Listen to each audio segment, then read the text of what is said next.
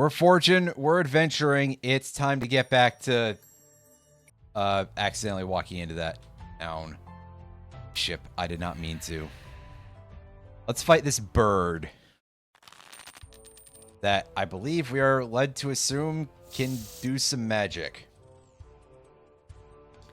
This is a pretty good hand. I'm not going to mulligan for that. Are you kidding me?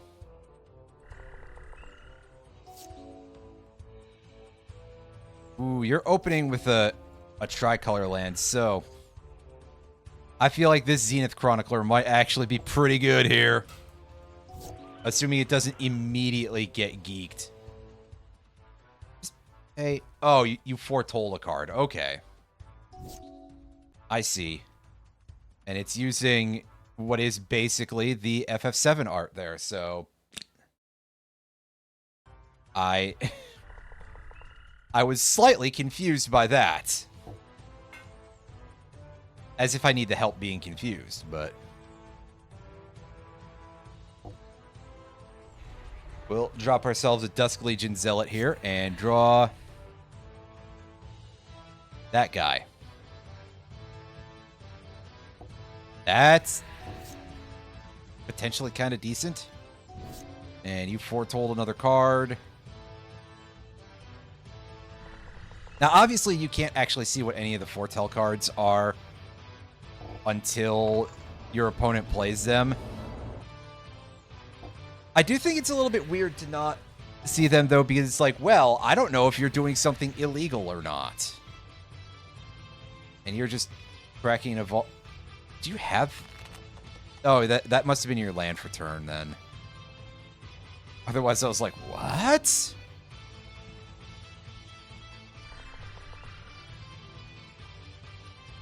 Anyway, I think we can just take the win from this combat phase. Ah, so these must have been your foretells, right? All 3 Augury Ravens here.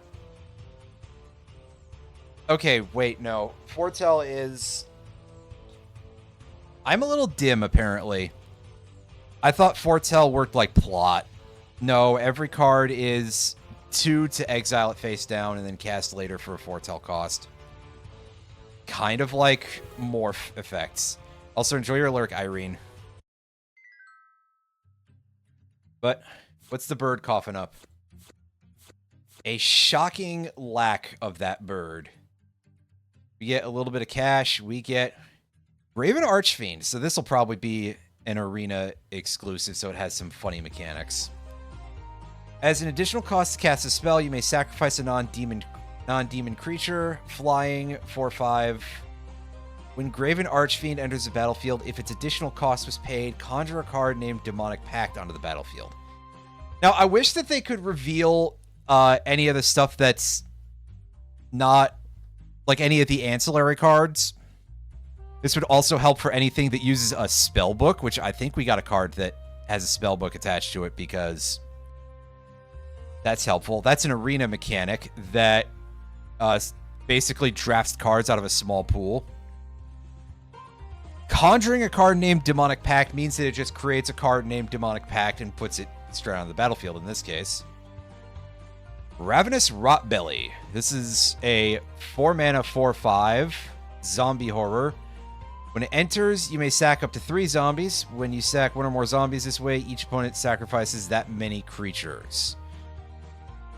Pretty decent, pretty decent. Zombies are a very recyclable creature type, so that's pretty helpful. Thriving More enters the battlefield, choose a color other than black, and you can tap it to add black or mana of the chosen color. So, a kind of flexible dual land setup. These are pretty useful if we're going to be in multiple colors. Ravenous Necrotitan. When it enters the battlefield, sack a creature unless an opponent has 3 or more poison counters.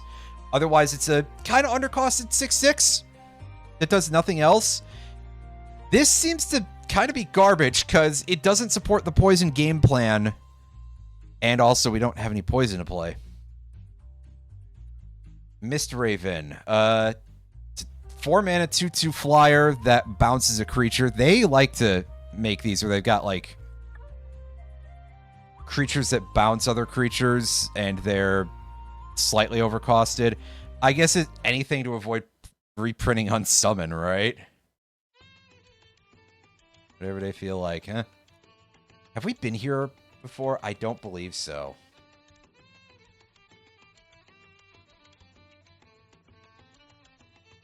A couple of interesting cards in here. Alex's Volt Strider. 6 becomes a creature. Collect Evidence is exile cards from your graveyard with that total mana value. So, exile cards with a total cost of up to 6. You can turn it into a creature. A 4/4 in this case. That when it attacks, you can cast an instant or sorcery spell from among cards exiled with it. If that card will be put into a graveyard, put it on the bottom of its owner's library instead. So that way you can't just, like, make an infinite... Make a loop of recasting spells. Getaway card. That's a 4/3, I think? We're like, never used this mechanic. They should have given it a better name, in my opinion, because unfortunately, now Collect Evidence is a perfectly fine mechanic as like an extra cost or even an alt cost for cards. But it's now permanently tied to one of the worst moments in all of Magic. It's kind of like the issue that WotC has had with Bushido for a while.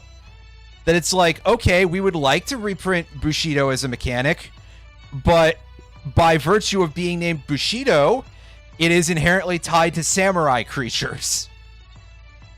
And they'd really like to use it for other stuff, because it's a pretty good generic combat mechanic.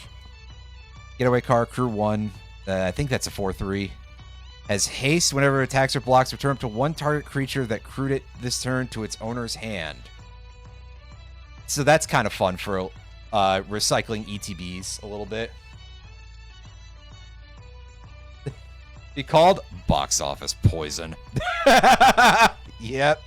That's not wrong. As I said, my God, they really wanted to do another New Capenna set, and they instead decided to ruin it twice in a row by setting it on the wrong fucking world and incorporating a bunch of mechanics that don't really fit New Capenna either. Because I think that a set focused around the idea of outlaws kind of, you know, maybe if you renamed it a little bit, fits on a certain sense, on New Capenna. And everybody has said, like, oh, well, yeah, shouldn't the murder mystery have been set on, like, that? Or you get people who are like, oh, well, Karlov Manor accidentally sounds like Markov Manor, and yeah, it kind of does. It would fit Innistrad better, but also, in general, I don't think it was a good idea, period. So, you know, it still would have been, like, a 6.5 out of 10 set if it had actually been set where it was intended to. And then they completely beefed it. So it doesn't matter. Light Wheel enhancements. I've been staring at this without reading the card. It's a 1-mana aura that enchants a creature or vehicle. And it has the speed mechanic. Which again, actually, no, speed is kind of doo-doo. If you have no speed, it starts at 1. It increases once and on each of your turns when an opponent loses life. Max speed is 4. Enchanted permanent gets +1/+1 and has vigilance. At max speed, you can cast Light Wheel enhancements from your graveyard. Yeah, the Wacky Races set, the Mario Kart set, as I've heard Ether Drift called. I prefer to think of Ether Drift as the, oh my God, look at all this cool shit going on in the background. And yet the absolute dipshits who work upstairs were like, no, we have to focus on the mascot character that nobody likes. Just absolute brain dead, like... They are shooting themselves in the legs so often. I can't wait to see how they botch Reality Fracture, which is like, okay, Planar Chaos 2.0, this is a slam dunk, right? Oh, right, nobody actually cares about Magic lore.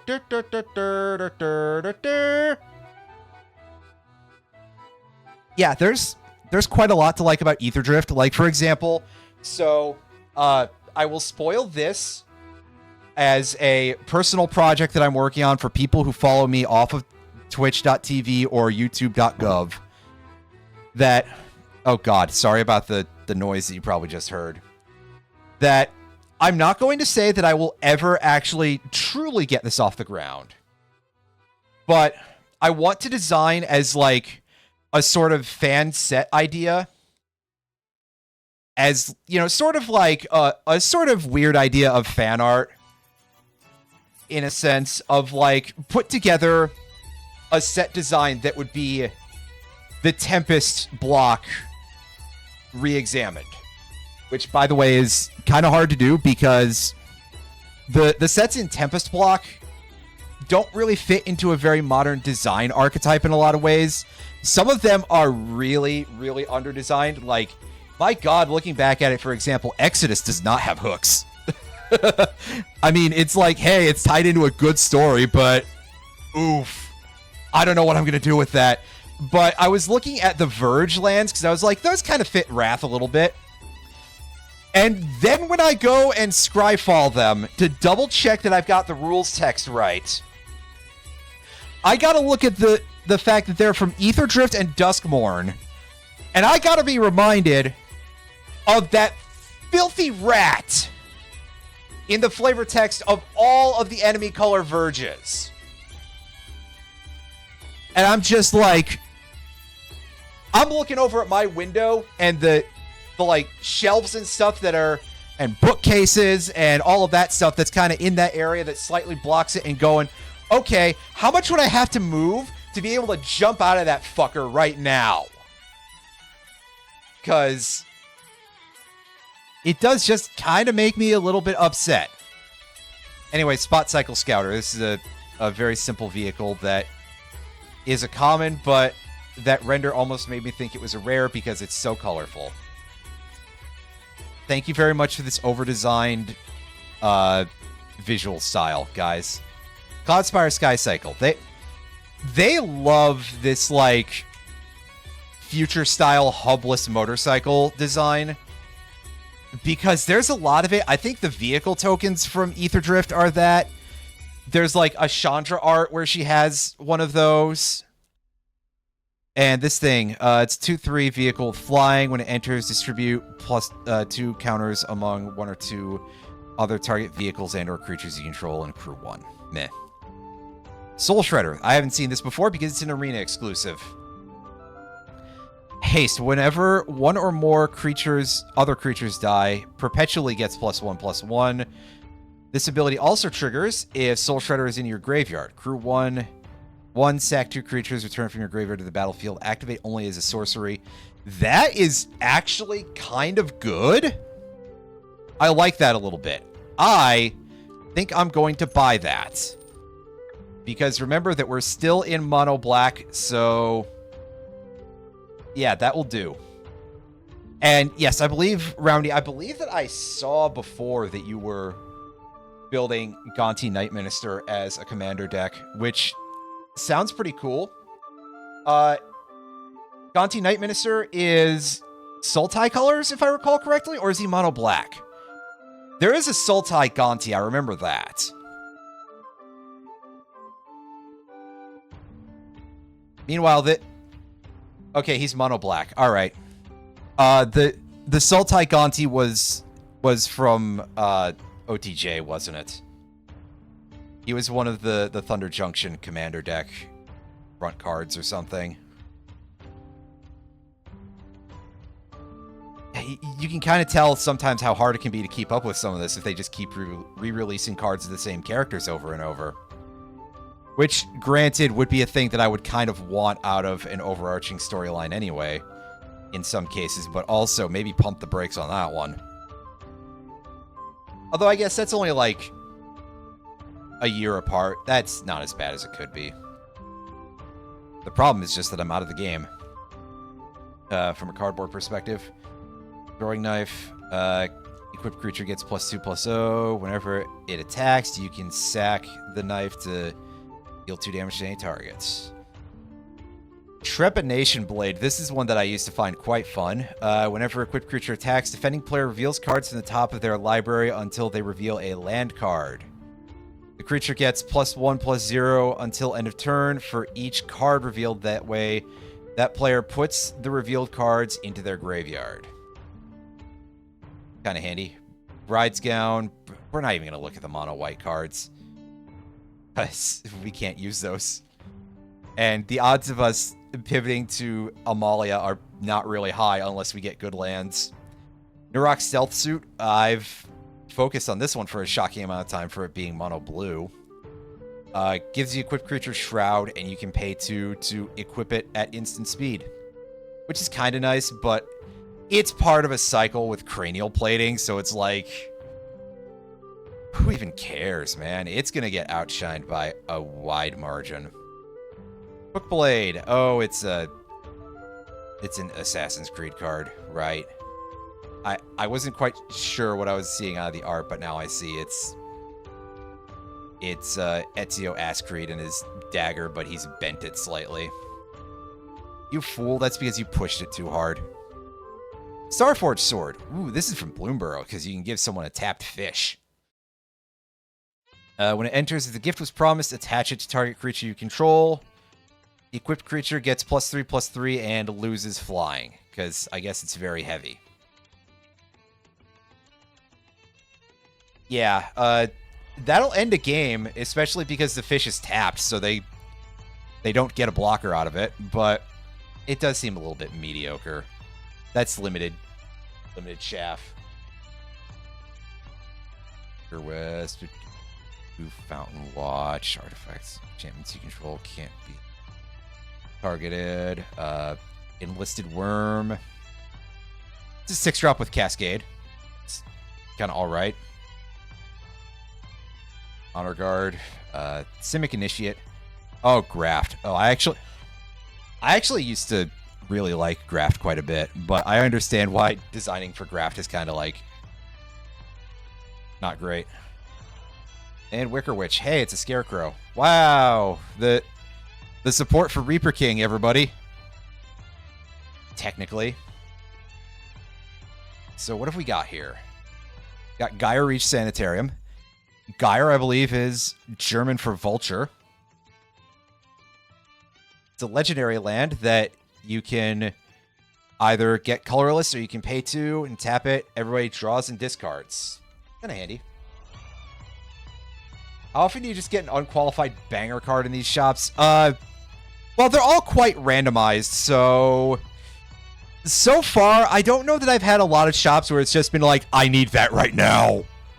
But there have been a couple. Stirring Wildwood. This would be great if we were playing those colors, because it's a manland that can have reach. I don't know if the term manland is, like, underused now because of the use of the word man. And, you know, be accepting. They could be feminine. Rocks. Or just the fact that most of them distinctly turn into inhuman creatures. This is an elemental. Creature land would probably be the one that's more widely used. But creature land is also a term that requires a little bit of disambiguation because Dryad Arbor, you know. Anyway, Crawling Barrens. This is... It's an animator. It's a walking rock that becomes stronger as it goes every time. This is kind of good if we were playing very long games. I might consider picking it up for... In fact, I might very well consider picking it up anyway, because if I manage to pivot to mono-colorless like I'm hoping to, that would probably be pretty good. Mystifying Maze. Hey! Do you like Maze of Ith, but hope that it was kind of bad in exchange for being able to tap for 1 colorless mana? And also that it reactivated opponents' ETB triggers? Because there you go. Windurst Federation. That's from FF11. I was like, I don't recognize that, but yeah. It's just a generic Selesnya tap land. Glimmer Post! Hey, locuses, loci. We don't really get to abuse these as hard as I would love to because we're playing Commander, but yeah. This is a land type that just gives you buffs for having more of that land type. They're fun. Witherbloom Campus. It's slightly better than a generic tap land because it lets you scry 1 for Strixhaven, the place where we will be returning very soon. I'm less excited about Secrets of Strixhaven than I was about Lorwyn Eclipsed. But I'm also in the headspace of, God, I need this to succeed. And that's kind of how I feel about everything that's original Magic IP at this point. It's just like, I need this to actually do well. Access Tunnel. Target creature with power 3 or less can't be... Oh, this was originally a Strixhaven card. I did not realize that. Huh. Not really the big winner for us because of many reasons. I would rather just play Rogue's Passage under most cases, I think. Yeah, I mean, card-wise, Secrets of Strixhaven seems to be doing pretty well. The book is selling really well, which, you know, warms my heart a little bit. As a very, a lore old head. Am I going to play Pokemon Lazarus sometime? I've given that some very serious thought. I believe I have Pokemon Lazarus sitting somewhere on my hard drive. Anyway, we're picking up Crawling Barrens, and I would apologize for all the goofing, but, well, dear God, that price for Painter's Servant? Yeah, I dig it. Kraken's Eye, meh. Flamecast Wheel, that's limited fodder. Foggy Bottom Swamp. Oh, I was like, that's a really, like, a name that hits halfway between generic and not. That is from Avatar The Last Airbender. I gotcha. Jawbone Skulkin. We don't really care about that because we're not running red. But look at it. It's cobbled together from things that don't entirely make sense. It's cute. Iron Tread Crusher. Yes, I remember the Robot Donphan. There's a slightly funny flavor text attached to it. Pattern Matcher. Enters battlefield, search your library for a card with the same name as another. Oh, you can't use that. Never mind. Disc! Yo, and it's a... It's an alpha beta disc, apparently. Oh, boy. Yes! Yes! I'm not even telling you what disc does. For anyone who doesn't know, I'll explain in a second once I'm done looking through all the rest of this crap. Cards we can't really use. There's Joven. There he is. So, Nevinyrral's disc, for those of you who are unaware, which Nevinyrral is Larry Niven, spelled backwards, the author Larry Niven, based off of a device from his, I want to say, Magic Goes Away series that basically was a spinning disc that sucked up a bunch of mana. And the idea behind Nevinyrral's disc is pretty much the same. 4 mana artifact enters tapped. After it untaps, you can pay 1 and tap it to destroy all artifacts, creatures, and enchantments. No further qualifications. It's just a really good, extremely flexible artifact board wipe.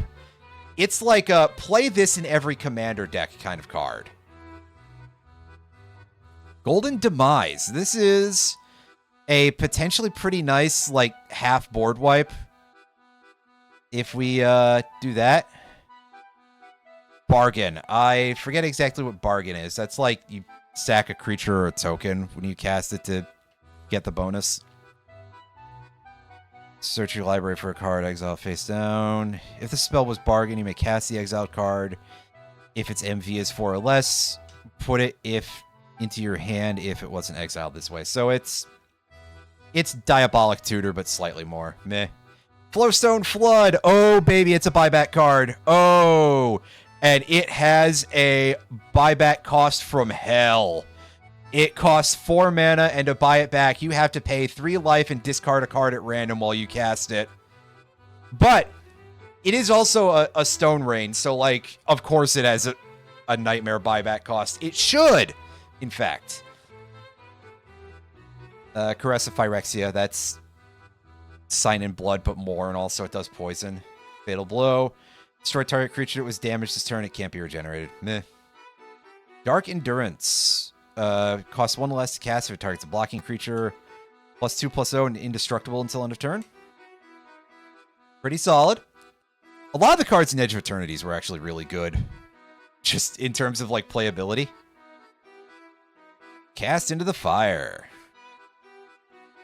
Deals 1 damage to each of up to 2 target creatures or exile target artifact. Yeah. I'm like looking way too much at all of these cards that we can't play after I was like, yeah, we're not going to look too much at those, but oops. The Darkness Crystal. Oh, FF3, I need to actually get to that sometime. Black spells cost 1 less. If a non-token creature an opponent controls would die, instead exile it and you gain 2 life.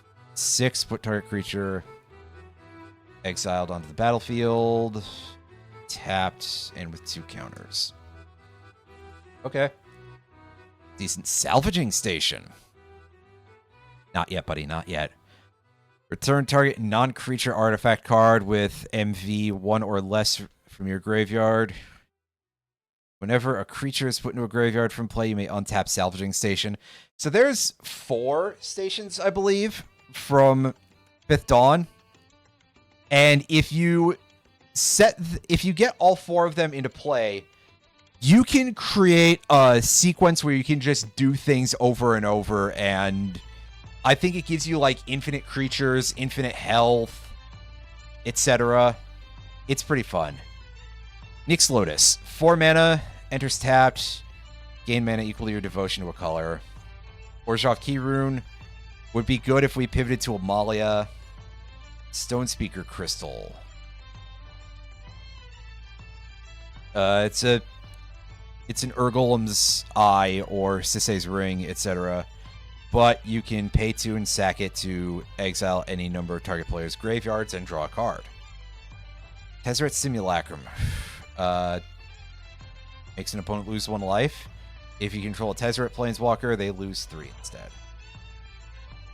Dragonstorm Globe. It is a generic mana rock that buffs dragons. Oh yeah, we already looked at that. Sorry. I got so caught up in all the other stuff that I did a dumb draft available. I'll see if I have money for that. I definitely don't have money for gear. If only every single quest wasn't exactly the same, I might have a little bit more money.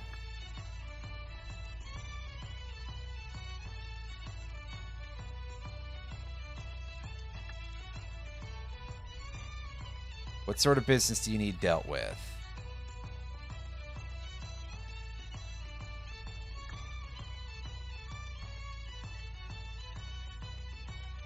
Deed stating you own this cave, huh?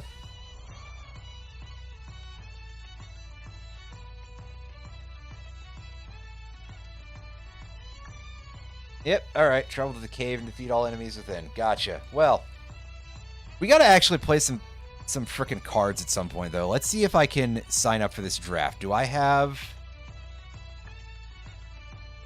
Okay, yeah, I got 50 mana shards I can spend on this. For 1 Khans of Tarkir and 2 Fate Reforged. Ooh. This could be a little bit crusty, but let's take a look. See the Unwritten. Reveal the top 8 cards of your library. Card. Here.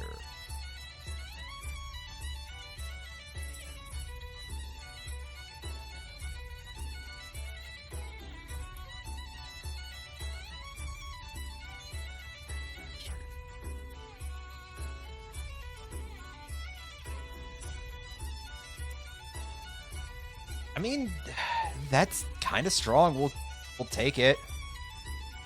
And we will probably not be able to actually do much with it, but hey.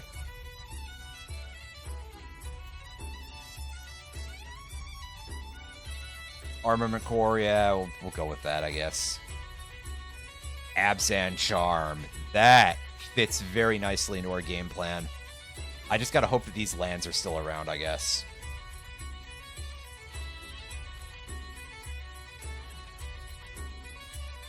Tragically, there is like 0 chance of us getting a Siege Rhino this go around, so that's a little bit unfortunately.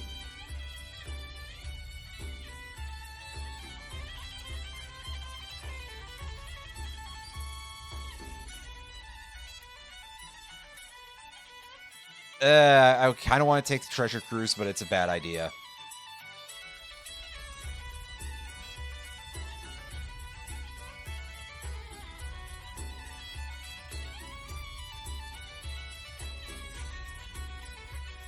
Death Frenzy is a bit of a board wipe, so we'll go with that.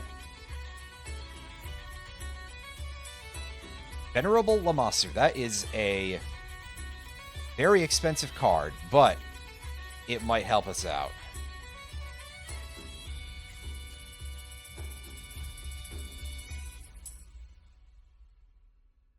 God, yeah, our pickings are getting kind of slim here.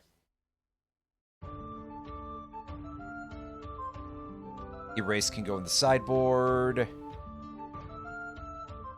Abzan Guide is usable-ish.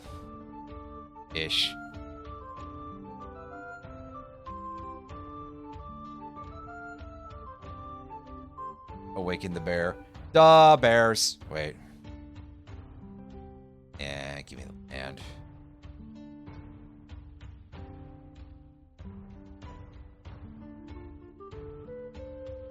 That might be usable, but I don't know. Shamanic Revelation. Draw a card for each creature you control. Gain 4 life for each creature you control with power 4 or greater. Could be good. Here's some Awakening. Returns a creature from your graveyard to the battlefield. If it's a dragon, it gets bonuses. Well.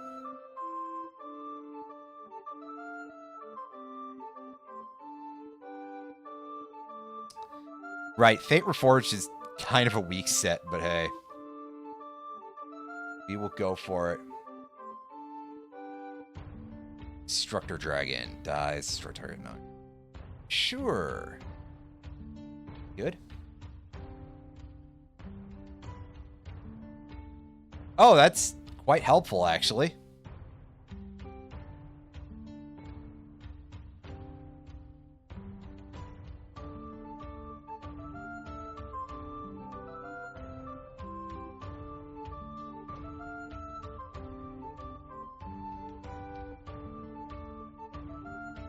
Harsh Sustenance, that's kind of a burn effect, so that might actually be useful for me.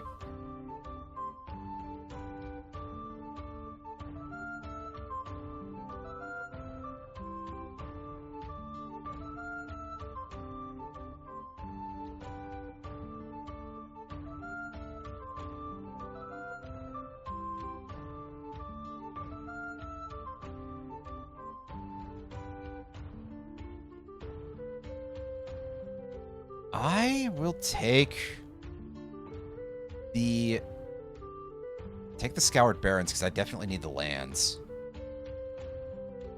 Guys, I mean, Scroll of the Master.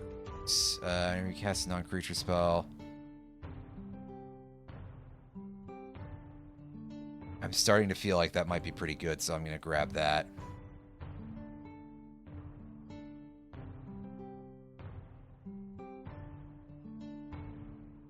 Alright, enters the battlefield. Search for. I'll actually take the Harsh Sustenance. Another land here. Another Fascination also, but land seems a little bit more important. Arishan Warbeast. Deals combat damage to one or more blocking creatures and manifests the top card of your library. As a 7-drop, though? I mean, I would rather have this as like a 4-drop 3/2 or something. But okay.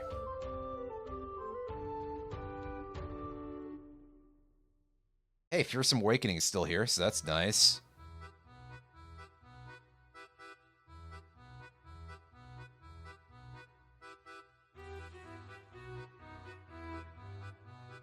Zipsic host over Casca's Groovy. Archers and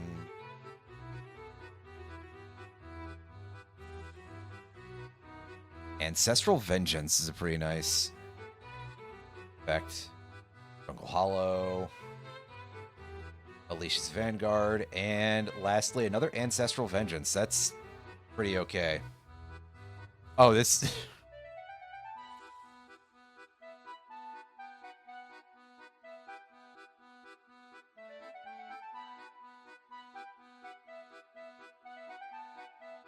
this pack is already looking real bad.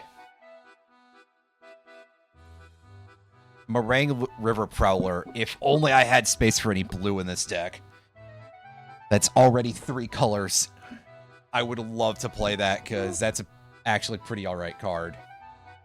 Unfortunately, light form it is.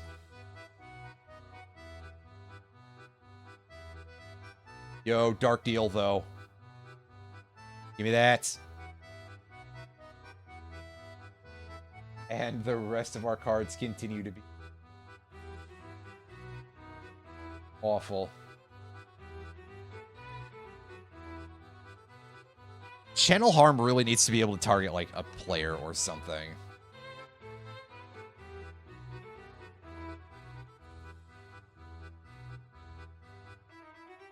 To actually make it usable.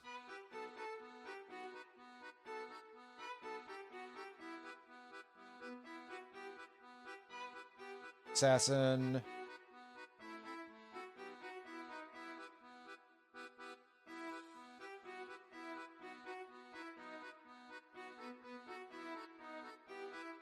I don't know if I have a whole lot of warriors, so that might not be based.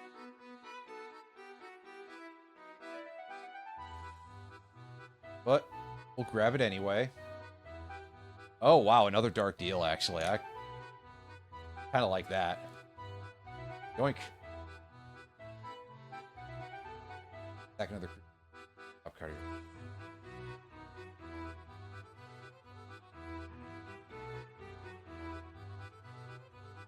But it is a delve creature, so late game it could be quite strong. But nah, we're taking more of these guys. Ooh, Wooded Foothills. Give me that. I saw the Dark Deal. I don't care. I want my fetch land.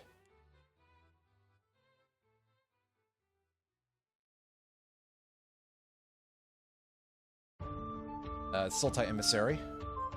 For me.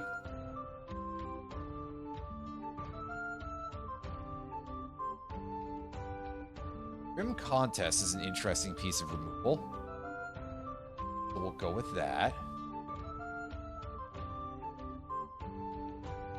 This guy.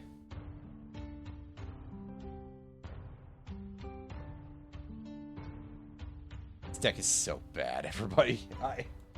I have no faith in this whatsoever. If I get anywhere with this, I'll be shocked.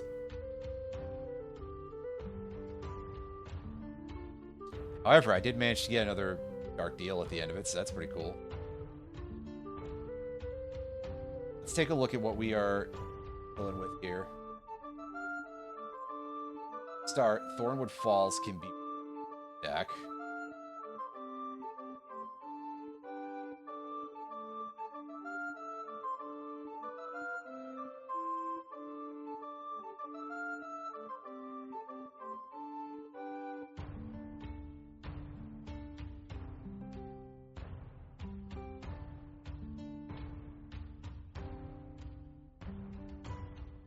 I don't really like Lightform that much.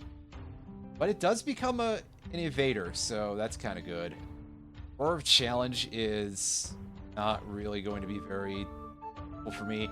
See the Unwritten can stay in there, And I will probably regret that at some point, but hey.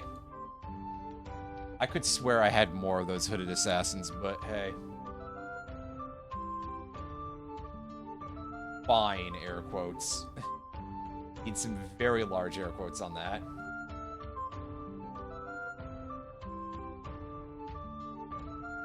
I don't think I need this many dark deals. Not in a 40 card. That's for sure. Many Sultai rune marks? I mean, really such a good idea. It's really not that valuable. Just dump those for now. And we are at a total of 35 with 4 lands. That's 31 cards we have.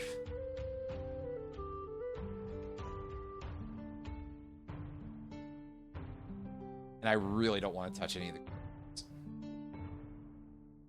Oh yeah, I screwed that up. So 33 and 4 lands, so 29.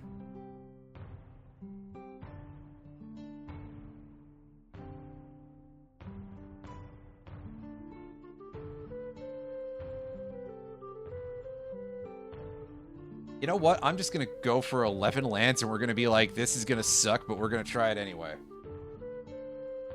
I don't feel that I need that many more swamps. We do have a couple of cards that cost double black, but in that case, we'll take 2 more swamps, at least 1 more forest. Oh, right, I'm at 29 non-land cards, sorry. That adds us to 11 lands. We really cannot do that. I guess we'll just go for a... We'll go for a bigger deck. You know what? Forget it.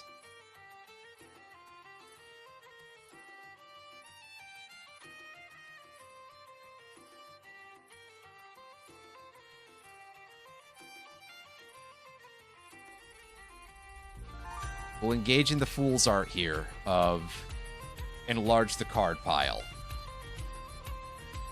And regret only a little bit later. But also, KTK draft is kind of... Tarkir block is actually shockingly weak.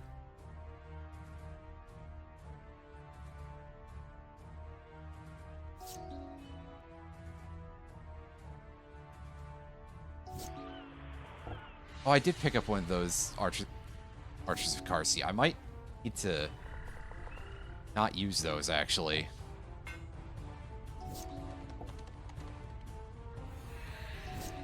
Because they are not really what you would call a very high-quality creature, but... Play the Abzan banner. Charge this up with 1 more lore counter. My dragon scale check. Mr. X, where X is the number.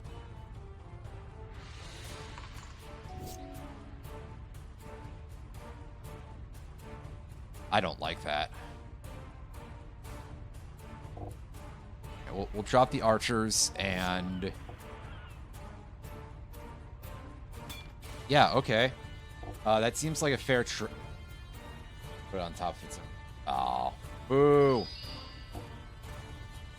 That's rough, buddy. Oh, right, because it has to go on the manifest creature because it's lowest toughness. Okay, so I'll recast the archers and pass turn, and he does that. Okay. I'll take 6, I guess. He starts really padding his stuff out here.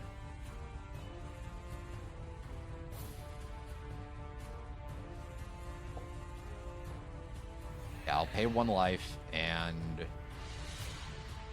grab a forest.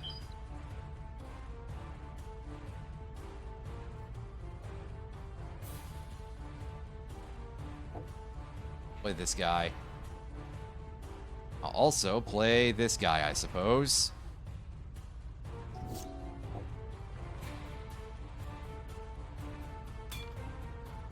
Block that.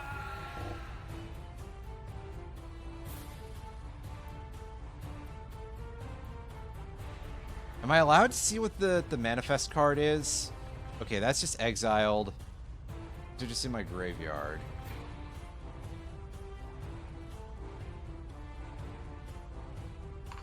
Oh, is that another one?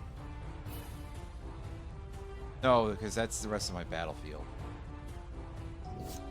So I guess I just have to assume that those are not actually manifest creatures.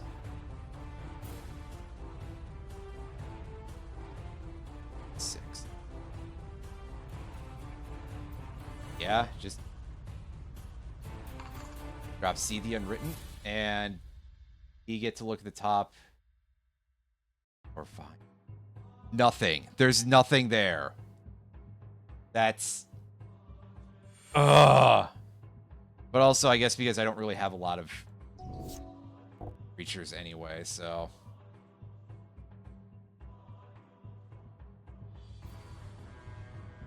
Like, I can't block this thing, right? Liar.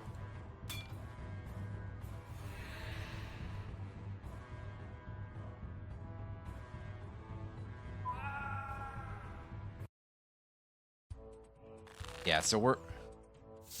Like I said, we're not really likely to have a great time with this. This is a garbage hand, so we will mull that back, and we will... Send the Skull Hunter to the bottom of my library, I guess. Keep this.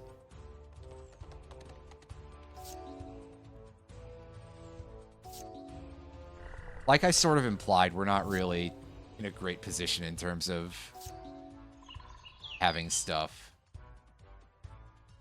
Right. We will cast our guy as a face down. He's doing the same thing. Fair enough.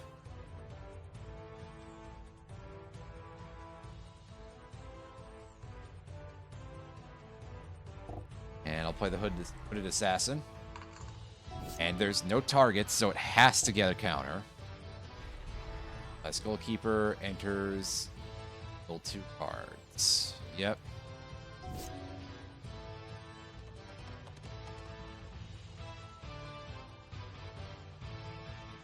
Now.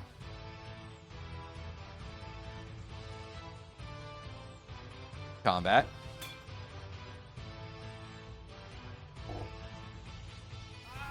And do the one vaguely technical thing I can do this game, which is to flip my Abzan Guide over. A creature to its owner's hand. Whatever. I did the one thing I was able to do this entire game, basically.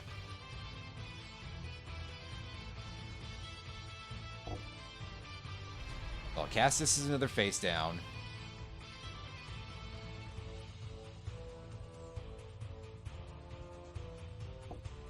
Try to make him think that it's something it's not, but who knows whether he'll take that or not.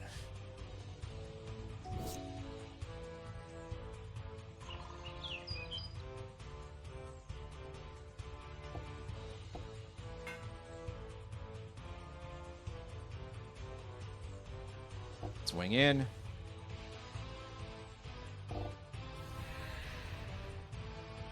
And away we go. And he's playing Thousand Winds. I do not remember what this is. When it's turned face up, so he's not doing that. Oh, no, he is. Never mind. Return all other tapped creatures to their owner's hands. Oh, fuck.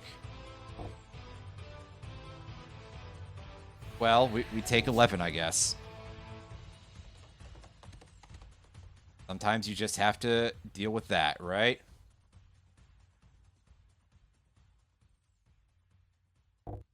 Alright, play the Hooded Assassin. It enters as a 2/3. And we drop Abzan Guide face down again.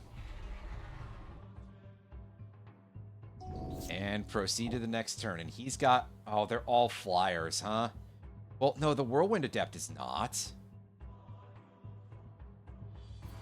It's just the other two.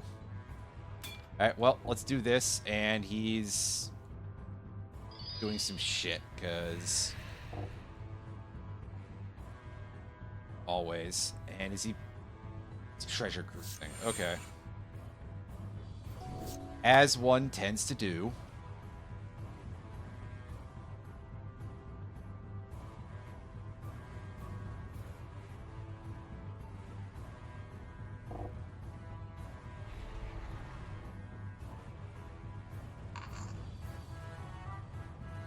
I used my brain wrong there, so I just kind of threw. But that's fine. I wasn't going to win this anyway, because that was not a good pull whatsoever. Wow, we got a Fate Reforged booster.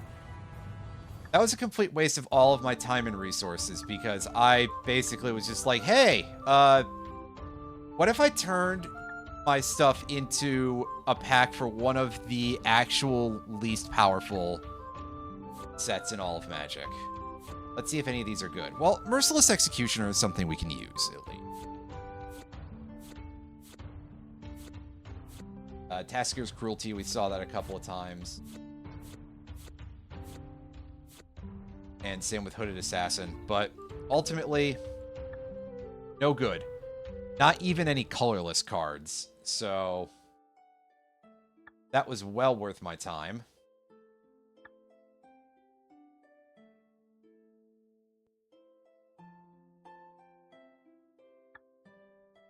No, that one's being tracked, and there's a cave, like, right over here, right? Sure you don't want that one. Well, okay.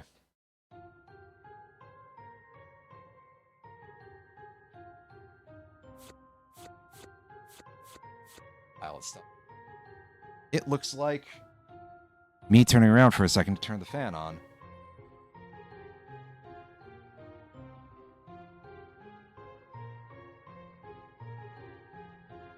Okay, so for a start, we've got a couple of cards that are technically playable here. Oh, not that one. Never mind. Slay. Destroy target green creature. It can't be regenerated. Draw a card. Nice and simple. Taster of Wares. This is a new one that I don't remember. 3 mana, 2/3. Goblin Warlock. When this creature enters, target opponent reveals X. X is the number of goblins you control. You choose one of those cards. That player exiles it. If it's an instant or sorcery card, you may cast it for as long as you control this creature, and mana of any type may be spent to cast that spell. Neat. Varika, God of Affliction. This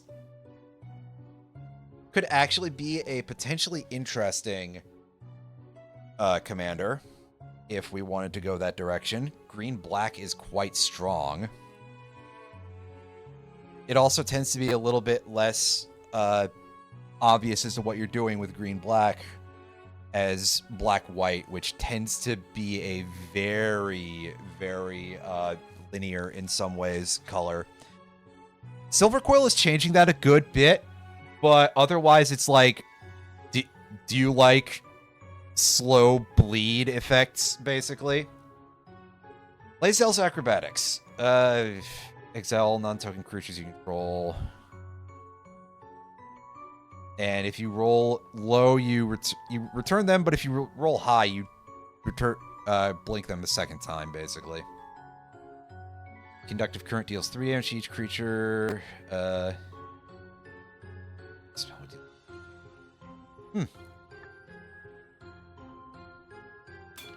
Just buffs a damage spell in your hand. Undead Goblin. You wouldn't be able to tell the difference in terms of brain usage or something. Crud. Not enough land there. And that one's maybe too much. That is enough for... Oh yeah, I got 5 lands in that basic hand, so... that will fix things up a lot better. Play that. And then next turn we're allowed to let the Realm of Ko enter untapped. Festering Goblin. Whenever it's put into a graveyard, target creature gets a debuff until end of turn.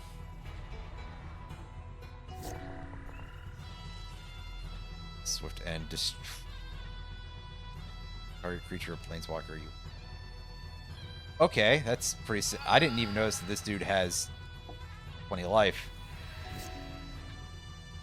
Duly noted.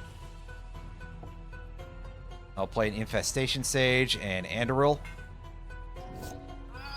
And he swift-ended my duder again.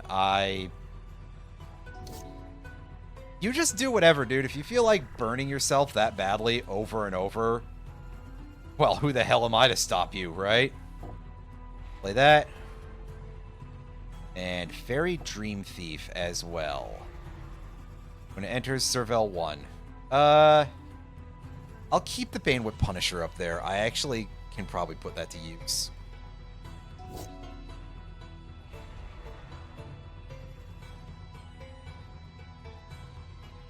Add Auntie. Yep, there's your goblin boss there.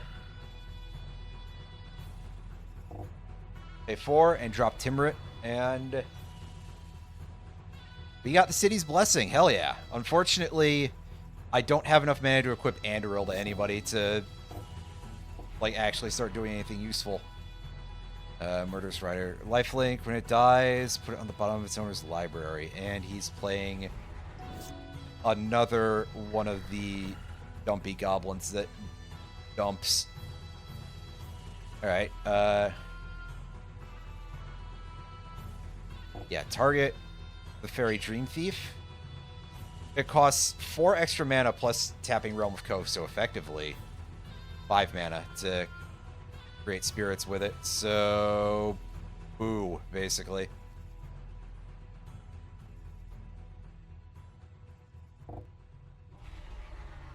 So, Banewhip Punisher can target the Mad Auntie, I suppose, to give it a permanent debuff. And I'm swinging with just the Fairy Dream for now.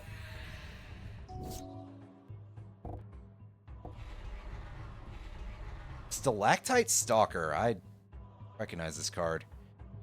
Oh, because it's Lost Caverns. I don't recognize a lot of cards from Lost Caverns. At the beginning of your end step, if you descended this turn, descended if a permanent card was put into your graveyard from anywhere. I gotcha. Okay. Okay.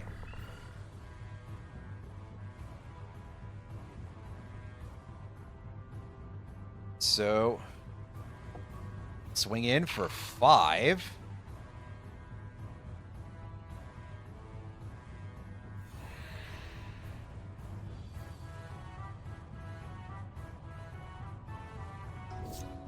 And I think we're really just going to keep using that as our main source of damage. Is just combat phase with the Fairy Dream Thief with Anduril. And he's at 1 HP. Now we cast Arbiter of Woe. And in order to do that, I'll sacrifice the bug token, I guess. See? Shockingly easy, even with how much life this dude had. Sling Gang Lieutenant. When it enters, create 2 1/1 red goblins. Sack a goblin. Target player loses 1 life and you gain 1 life. SGL looks pretty good for a black-red goblins deck. There's a commander that would be good for that, I think. Lorwyn Era Wart, maybe? Rakdos Guildmage. 4 mana, discard a card to disfigure a creature. 4 mana, create a goblin token with haste. Exile it at the beginning of... Hey, another Rakdos Guildmage. That can go in the sell pile. 20 mana shards. That's pretty nice. Festering Goblin. We saw that guy before. Dragon Fodder. Love this card. 2 mana. Just create 2 1/1 red goblins. Pretty good. Wow. A lot of these guys. And Murderous Redcap. Hey, this is a combo piece I've seen before. When it enters, it deals damage equal to its power to any target. And it has Persist. So it comes back if it didn't have any -1/-1 counters on it. Which is why that specifies equal to its power and not specific stats, because it gets that -1/-1 counter on it. So it deals less damage when it comes back, but that's probably a fair price to pay, really.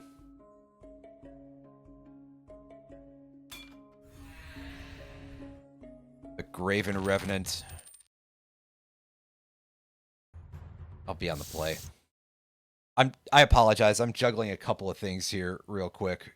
So if the sound cuts out, this is probably why I should have a thing playing a separate playlist of music for this, because this music is just kind of like there's a bit of a pool of things that you'll kind of stock. Okay, so we got Path of Ancestry. We don't have any turn 1 plays anyway. So this is perfectly fine.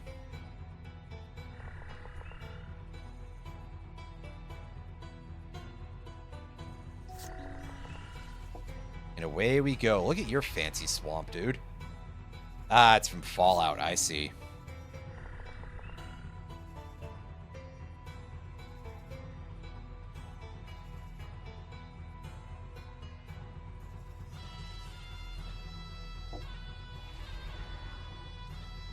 Cast that. Graph Harvest. Zombies you can call it Menace.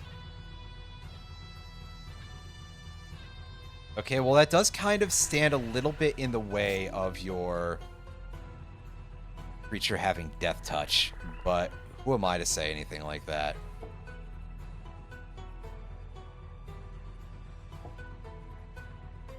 Okay, so we get Scry 1. I'll tuck that swamp. I don't feel like I need another swamp right now.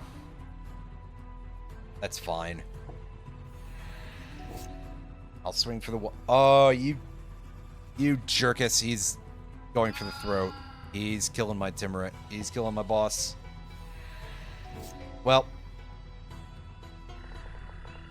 Rip the big man.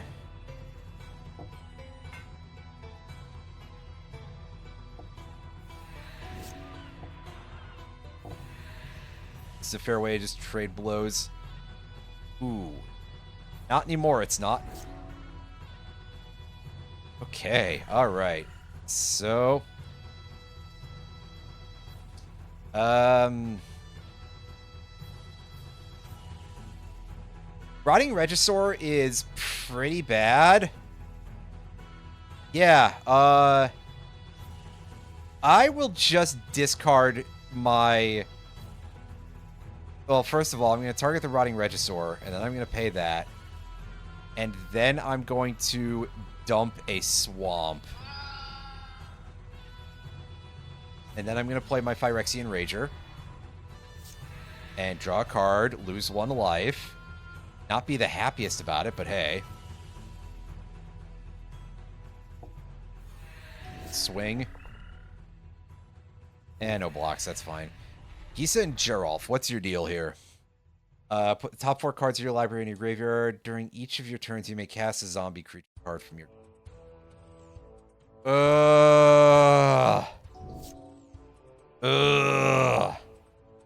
Fuck off. I'll play Ob Nixilis and kick that thing in the teeth. Go ahead and draw cards. As long as you take damage, that's fine. And he's opting. He is burning himself up a little bit. Oh, and he brings back the... He brings back the Regisaur anyway. Yeah, he's bouncing a land. That happens. 2, 3, 6...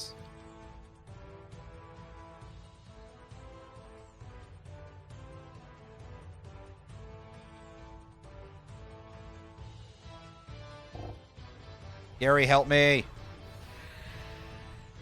Yep. He sure did. Yeah, go ahead and discard a card. Take a damage. And he's swinging at Ob Nixilis for that. I think the play here is that I actually just let him do that.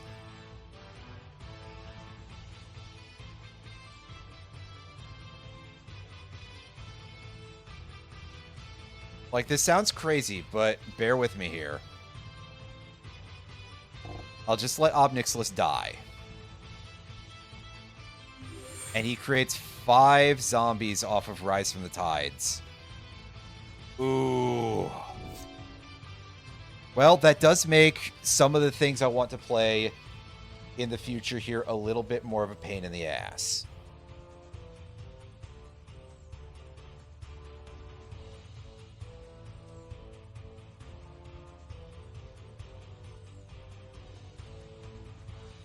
For a start, we'll play Vampire of the Dire Moon, and I will attach this to Novice Occultist and move to combat and swing for 3. And yeah, he blocks it with Foulmire Knight, which is about what we expected to happen. Play Swamp.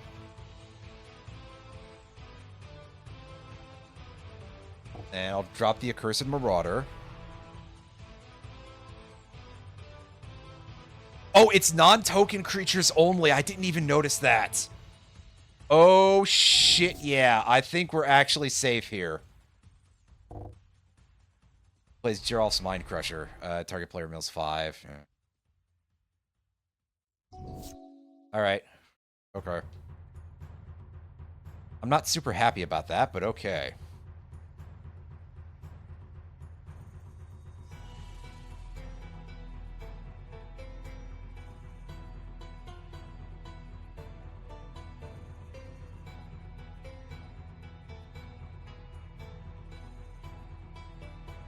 And auto-target Phyrexian Rager.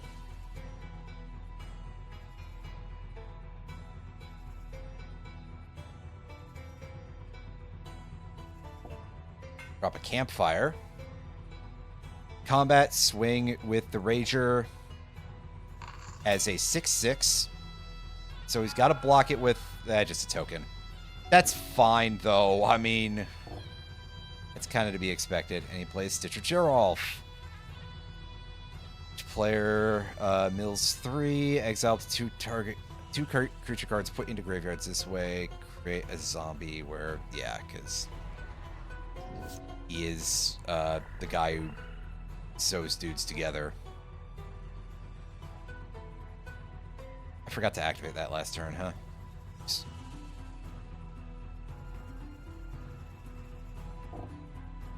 Auto-cast that. Changeling Outcast can actually stay up there.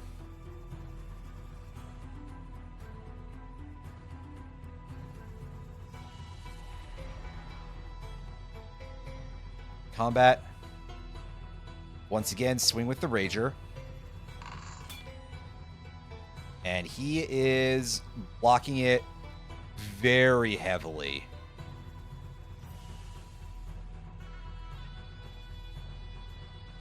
And you know what? I think Geralf is the more important thing to kill here, actually.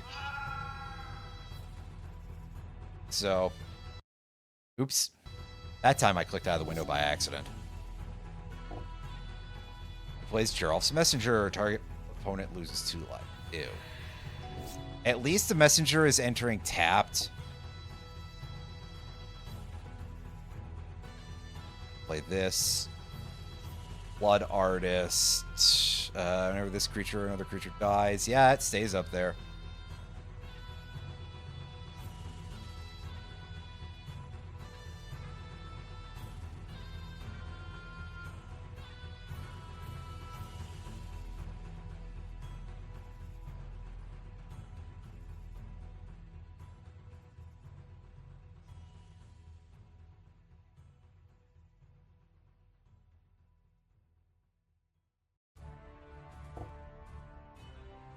Yeah, let's do that. Okay.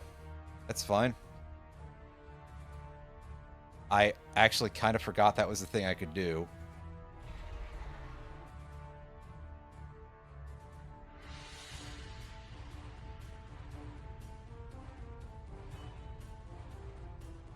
Equip. We'll equip Gary, actually. And Gary swings. And just kind of gets chumped. Village Rites. He's sacking the... Yeah, he sacked the token. So nothing really happens in terms of combat there. Alright. Fair enough.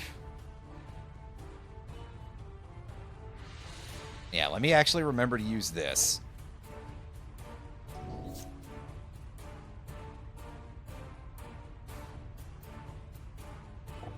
And play Blood Artist.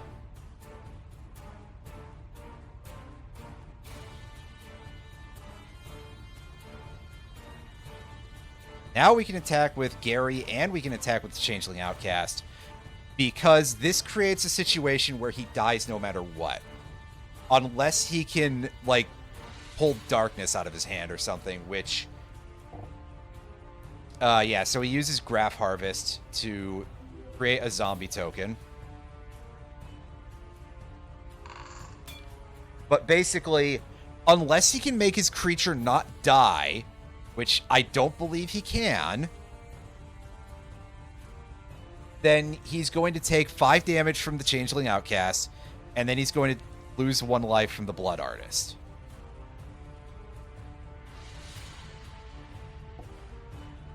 Or he can just do this and kill himself even harder. Well, I guess when your back's against the wall, you may as well go out on your own terms, right? Get Submerged Boneyard. That's a generic tapper. Thought Scour. Target player mills 2 and you draw 1. Very helpful, actually.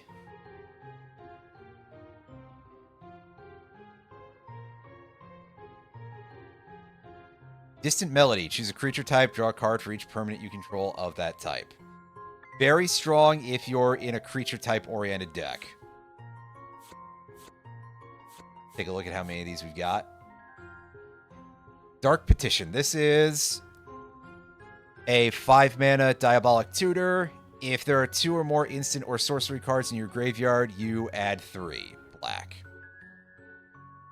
Rhystic Tutor. This is something that players can interfere with pretty badly. 2 colorless mana. Search your library for a card. Unless a player pays 2, you search for a card. Radiant Essence. I think we saw that when we were playing the previous one. Westgate Regent. It's a 4/4 flyer with Ward. Discard a card. So if an opponent targets it, they have to discard as an additional cost. Whenever Westgate Regent deals combat damage to a player, put that many +1/+1 counters on it. Pretty strong, but more suited to longer games. Undercity Scrounger. Tap, create a treasure token, activate only if a creature died this turn.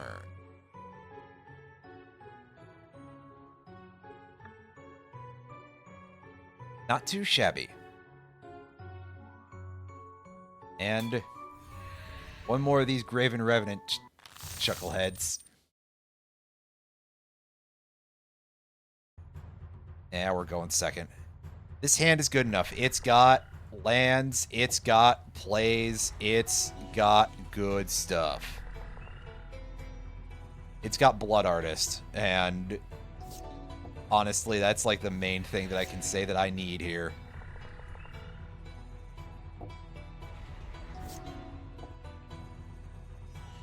I'm not blocking that, are you kidding me?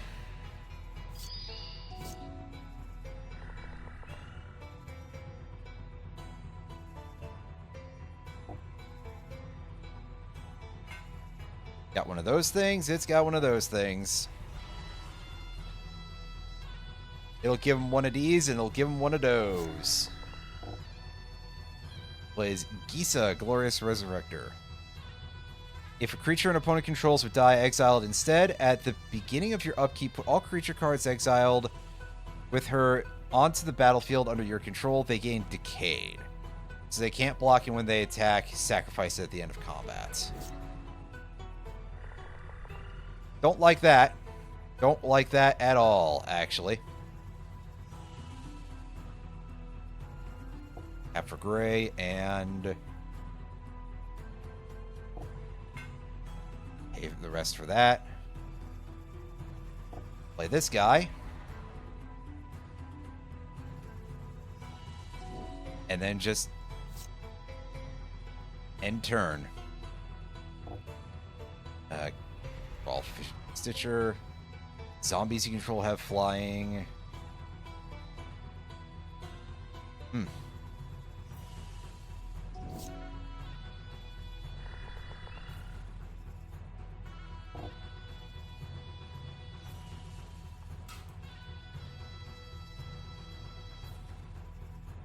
Yeah, I'll go find a swamp.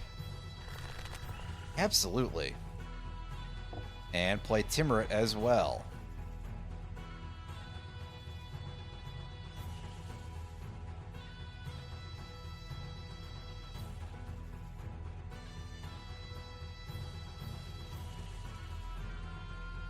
Just pass turn for now. Although his zombie goblin does have flying, so I've got to, like, not goof off too much.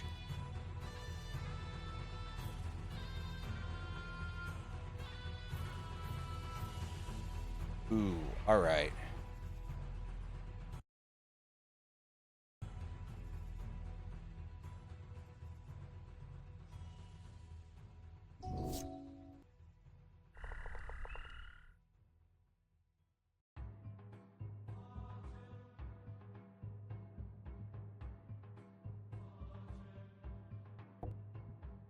This thing, we have enough artifacts to make it a 1-drop. That's nice.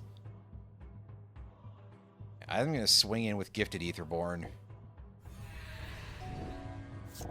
And we get a life balance shift there. And oh boy, I didn't see that Restless Reef was a creature land there. Ugh.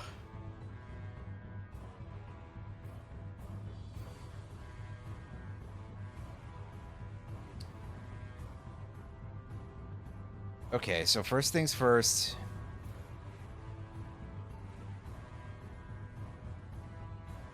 I am trying to tell the game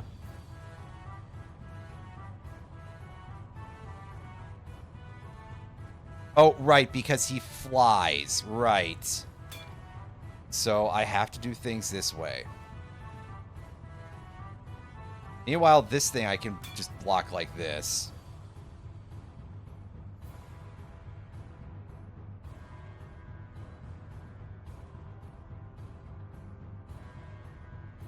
What do you fucking mean I can't block it with the flying creature? What? Oh, because it has menace. Right, okay. God, man. Why did you die? Hold up. Oh, it has Death Touch. Okay.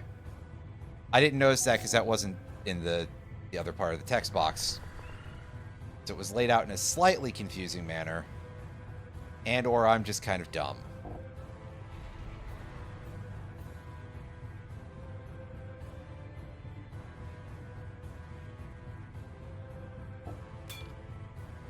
Yeah, okay, you can kill that thing, but I don't get the draw because... Right. Yeah, this guy just sort of drew like nuts. I'm just folding on this one. Or I'm going to 3, apparently. Like, what am I supposed to do here? I don't have... I'm not drawing any removal cards to be able to deal with any of this, and Withering Torment kills me, so... I just kind of die. That was ass. That was some really unfortunate business, to put it nicely. Oh, we get our life back, at least. And hey, look, it's another bird. We can just fight on the overworld here.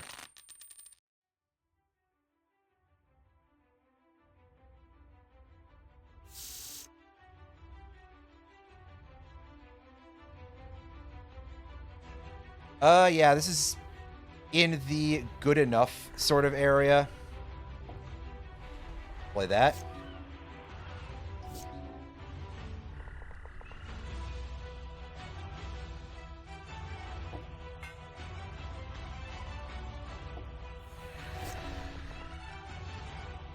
And he's foretelling a card. Got these for colorless.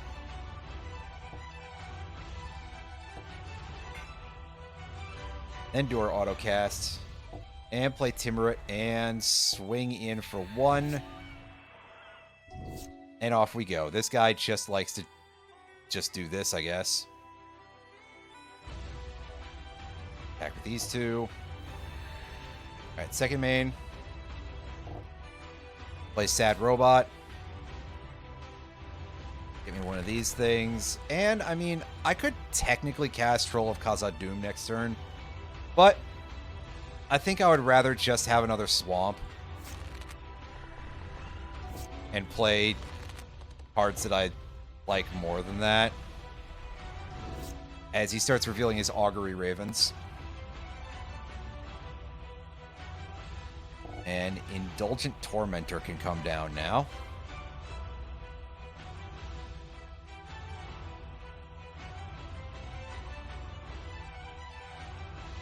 Get our free damage here. Our free 3 damage here. And play the Refurbished Familiar. And he discards a card. He plays the Crow of Dark Tidings. When it enters or dies, mill 2 cards. He plays a Storm Crow. Hey! Hey, look, it's a meme. It's a meme card.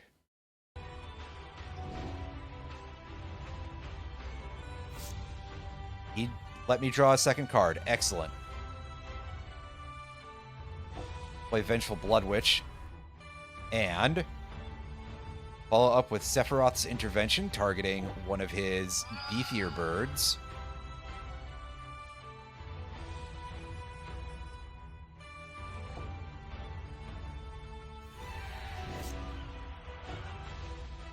That lets me deal with things comparatively safely. Hey, once again, letting me just play another card. Okay. We will place a debuff on Augury Raven. That way, if he ever attempts to kill my Indulgent Tormentor by blocking, if I were to swing with it, he would require multiple creatures to do that with. And we'll create a token for Realm of Ko. And we will have to scroll over to get to our Changeling Outcast. Because of how wide our board is getting.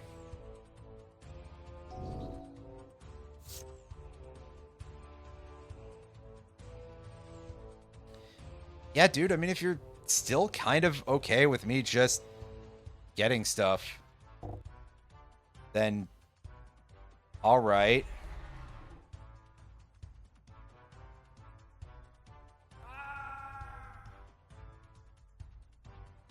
Yeah, mill another 2 cards. That's fine.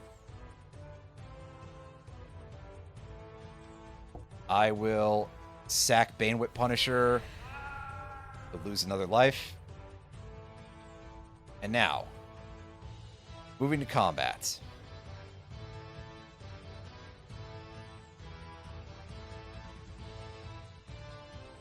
Actually, I'm just going to attack with everybody, because we take a win from that. Pretty easy. Oh, a red card from this, huh?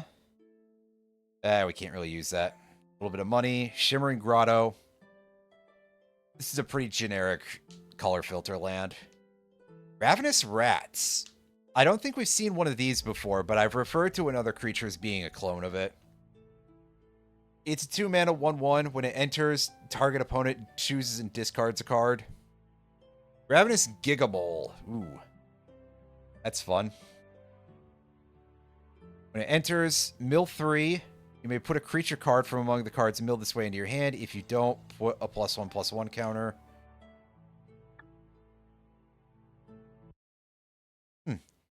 Interesting bit of swinging going on there. Now, we're going to go and try to kick this guy's butt again, because we definitely can, right? We just need this jackass to not draw such good cards. And once that shakes out for us, well, then we're on easy street, right?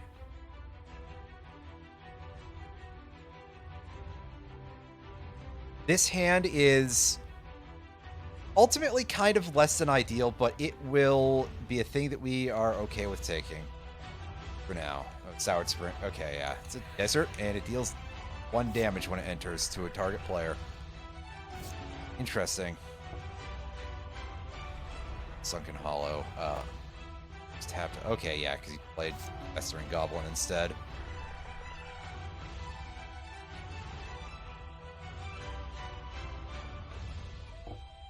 Creeping Bloodsucker. And he's just gonna kill it straight away. He really doesn't like that. None of them seem to be okay with it, you know?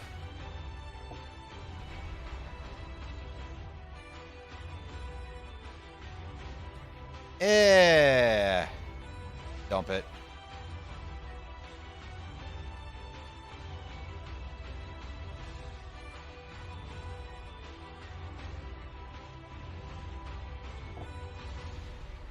Play the Vampire Gourmand. Play that. Necrotal has no targets right now, so honestly, kind of fair game to play that.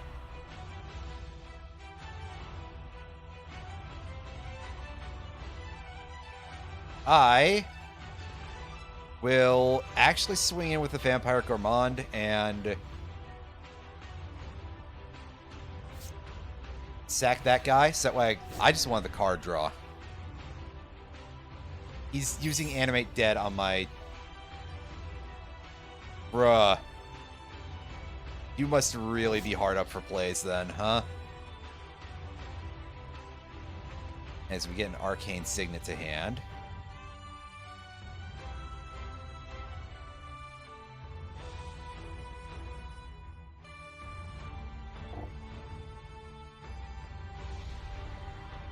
I don't like your stupid little, like, weird guy, so we'll go ahead and kill that.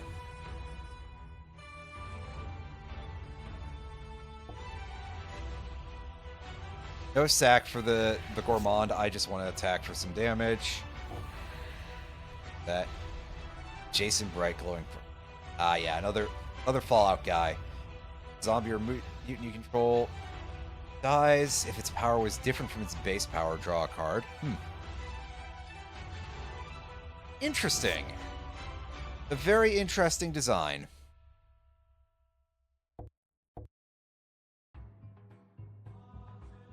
Play that.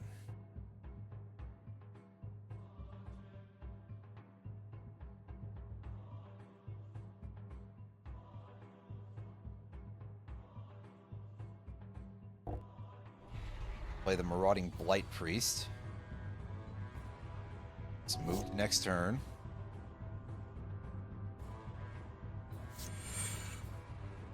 Well, he paid 4 mana to draw a card.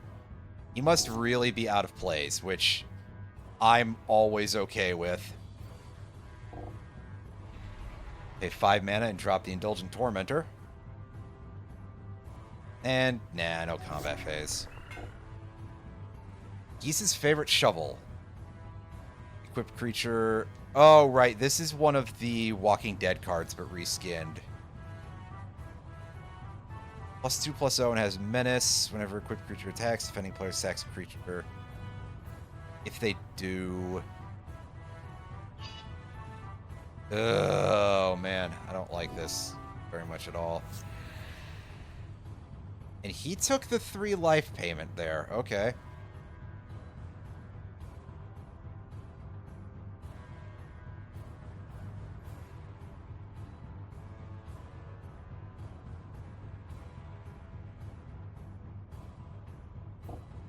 That one needs to be auto-paid.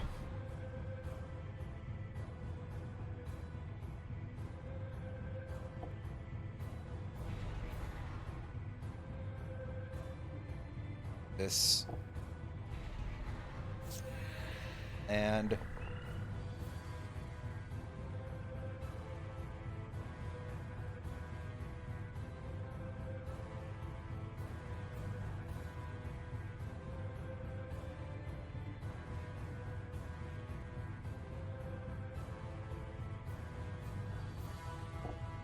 this, and sacrifice the Dusk Region Zealot for that effect. Hey, he just took 7 damage. I'm fine with that. I mean, I know this lets him skip a combat phase, basically. All right. I mean, he seems really intent on not actually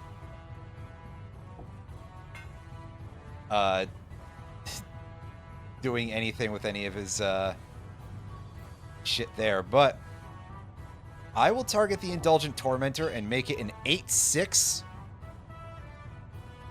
that he just cannot block. Well, actually, he can do that. Never mind. I didn't even remember that thing. Wow. All right. Way to go, me.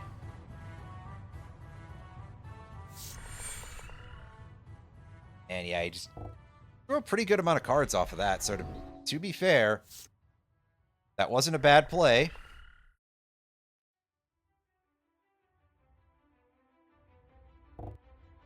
And we will bump that off. And I'll pay 3 life to kill his Jason Bright. Just to really hammer the point home here. Yeah, he's drawing a card. That's okay.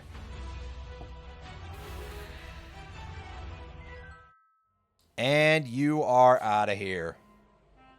Sunken Hollow, we've seen that before. I'm surprised we pulled that from the other one, but I'm dumb. Demir Aqueduct. Very nice. I love the bounce lands. Wrath Harvest. Already got one, apparently. Boneyard Aberration. This thing is really silly. It's a 3/3 creature made of 3 reassembling skeletons. When it dies, it gets exiled and turns into 3 reassembling skeletons in your graveyard. Some of the cards they made for Arena are pretty fun. I appreciate them on some level. User could use a bit better instruments in some place in Pokemon Lazarus. I've heard from some people that it sounds like shit. Like, I've heard some very negative opinions about the sound of the music in Pokemon Lazarus.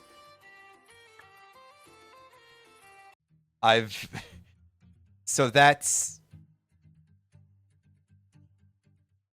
kind of a pity, but like, music is pretty hard, actually. And especially because it's a GBA ROM hack. And like any sound chip thing, it's like if you don't know much about the sound chip, that can be a little bit rough. But the GBA sound hardware is kind of a special type of weird, if I recall correctly. Mostly by virtue of the fact that it's like the basic sound hardware is just what you use for a regular Game Boy. And then it has extra stuff on top if you want anything better than that. So there's a lot of stuff that, like, actually quite a lot of very good GBA games. Like the Yu-Gi-Oh games, for example, all have extremely, like, original Game Boy coded music, if you understand what I'm saying.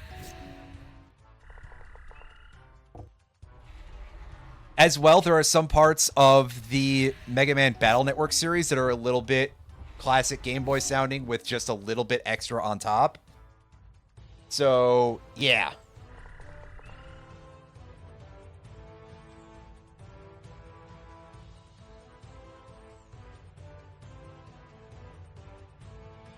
Pokemon Unbound. I am not sure what that is offhand.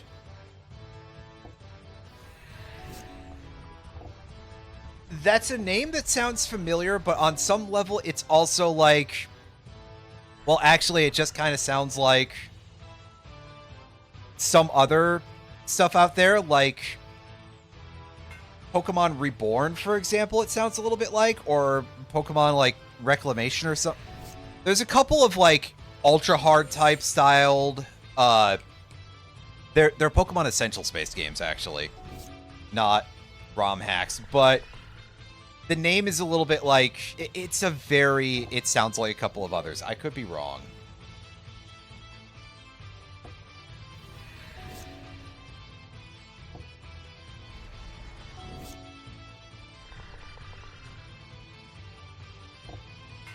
Okay, Hoopa central to the storyline. That doesn't sound as familiar as I was thinking, so maybe I don't know what that is, actually.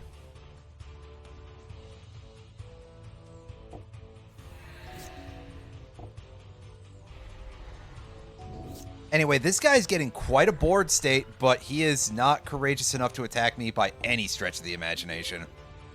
So, let's take what's ours and move the F on, because I got a cave to go to, apparently.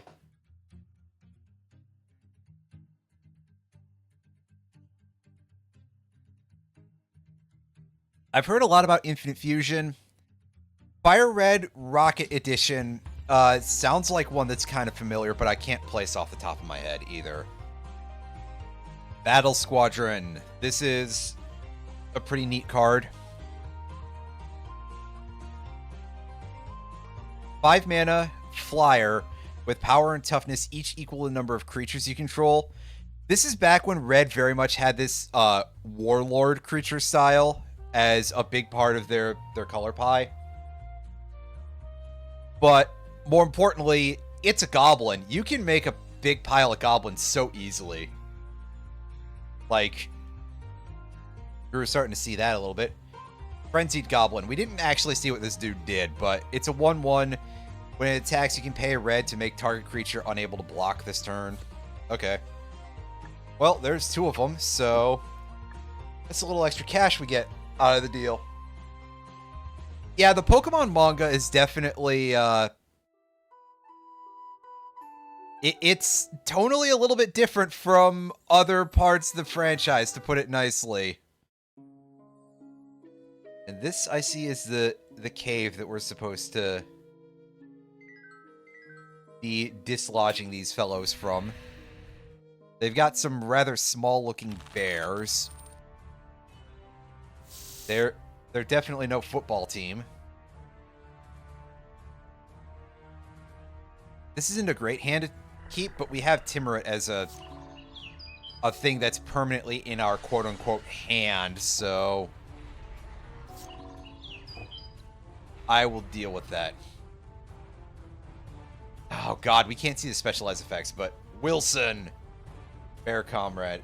There he is. He's literally just a bear. Play a burglar rat here.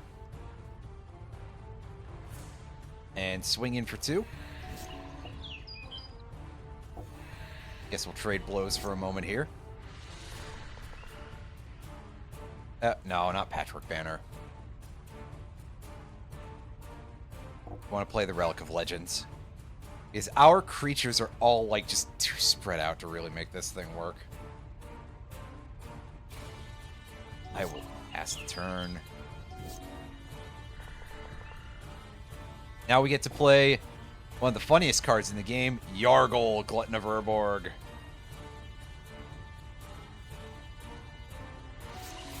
Oh, boy, that's... It's always great when you have that kind of jank going on, right? Rampaging Yaoguai. Yeah, he's bringing this thing in as a 4s.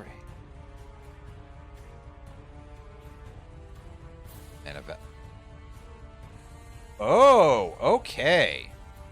Yeah, so not only does it drop as a 4/4, he has to destroy my big boss here because of that. You know what? We're gonna get spirits out here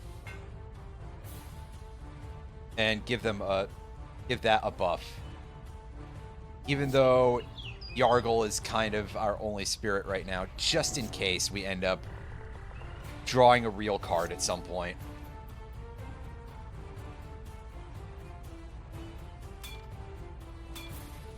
Now we just put our rat in front of that thing. Oh, it does have trample and vigilance. Well, it's unfortunate. However, we did draw a Necrotol. Yeah! Get that fucker out of here. Ooh, that's helpful. Okay, I swing in with Yargle. He either takes 10 damage or we get an incredible trade. Yeah, I mean, 2 for 1ing the guy for that, that's pretty okay with me. Although he does just immediately replay Wilson. My heart is wrenched. Gary, fix this a little bit. Gingerbread cabin. Oh, what's... And when it enters untapped, create a food token. I gotcha. Copper Host Crusher. Ew! 8/8 with trample and hexproof. Oh! Man! I don't like that. Well...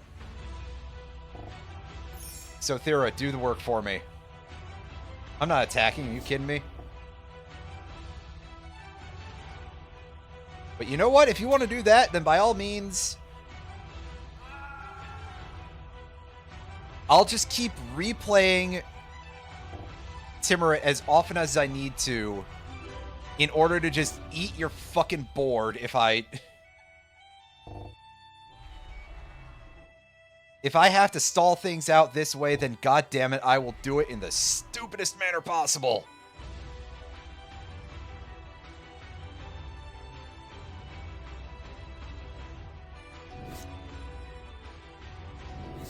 Actually, never mind. I've got enough toughness going that he can't break through that without buffing it.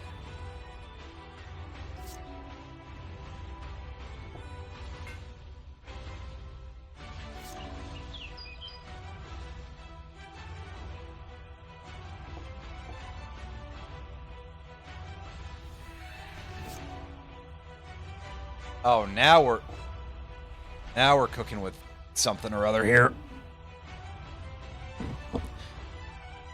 Now we're cooking with gas. Now we're booking with Rast. Book of Rast being one of those cards that I think was basically immediately power crept as soon as it came out, if I'm not mistaken.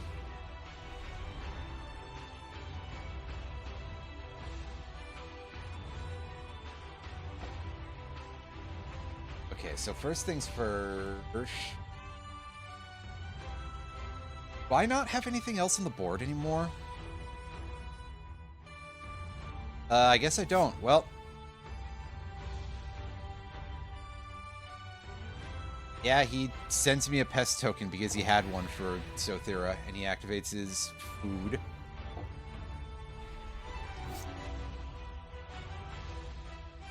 Oh well. And he plays another Copper Host Crusher. Doesn't make me very happy to see that, but okay. We'll just have to fight through it, basically.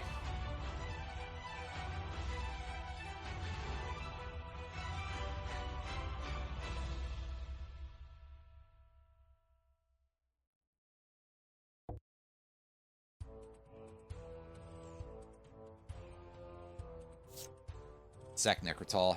Draw Creeping Bloodsucker instead. Alright, well.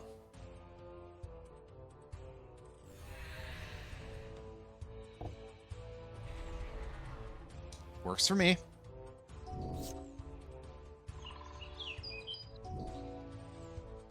He didn't swing with either of his Copper Hosts. That's pretty good. Give him the suck, and... Don't describe it that way or something, I guess. Play this. Yeah! Give me a land! Why not? I don't fucking need them, but I'll take it anyway.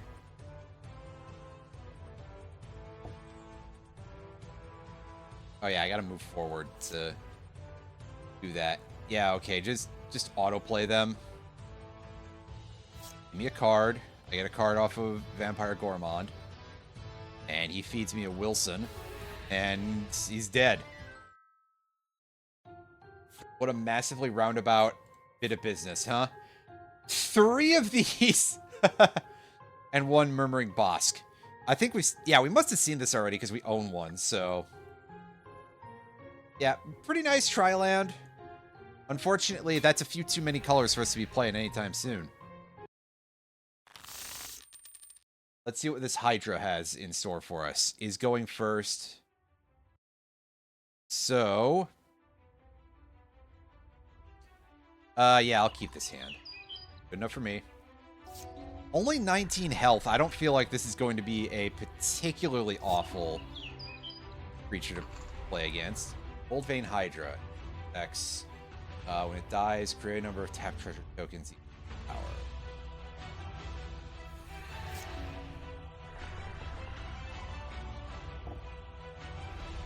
Play that guy, and let's pass the turn. Hungering Hydra. Oh, he's playing all his dudes at, like, X equals 1. That's...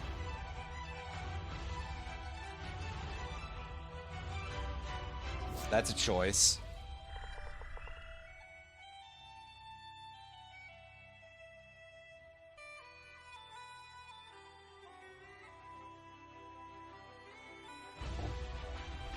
I'll play this dude. And...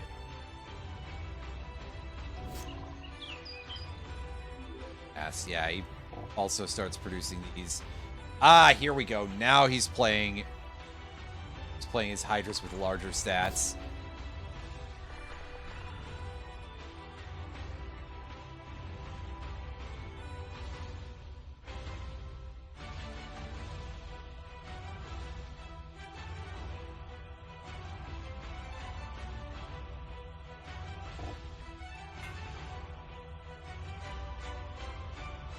Okay, we'll start out by tapping this.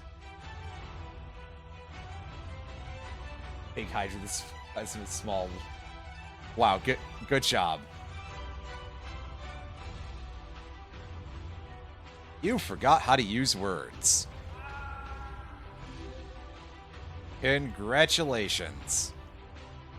Anyway, I'm only letting this dude get 1 treasure token.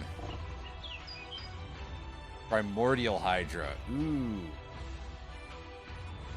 That's a beefy boy. Oh, rough. I want to kill that thing as fast as possible, I see.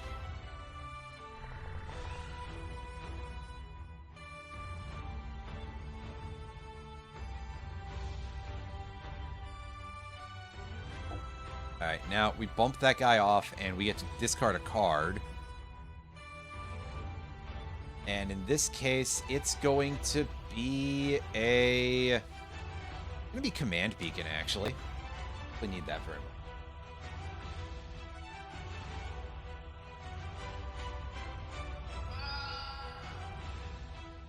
Yeah, I've already played a land for the turn, right?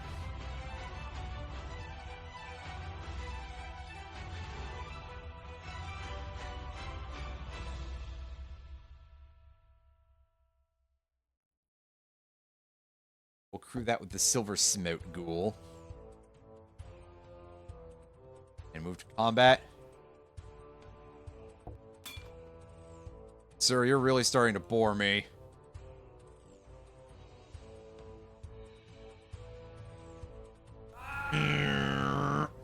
That's fine.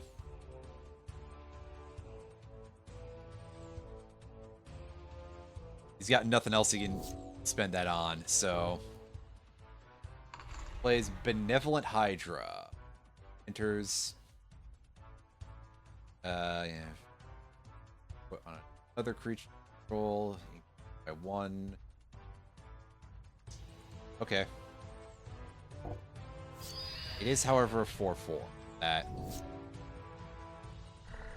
is a bit of a lot, but oh well.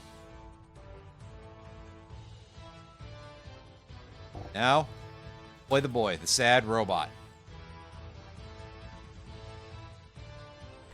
The depressed machine. I don't actually have puns here, shut up. If you're expecting me to come in here with an actual joke, well, keep waiting. Prior Hydra. This one is... Yeah, so it doesn't have counters. It doesn't use the usual counter mechanics. But it gains them based on the number of land types you control.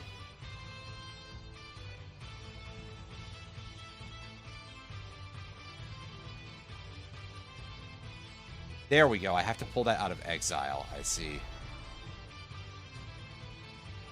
I have creature cards in the graveyard? I don't. I have a vehicle. That's it.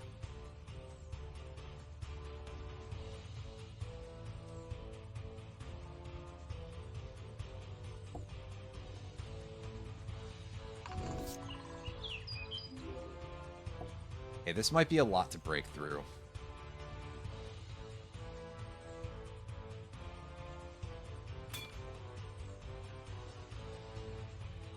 Yeah, for example, as you can see here, we're about to take 7 damage for that anyway. That distribution, Oran Reef Hydra. I don't feel it. Oh. Oops.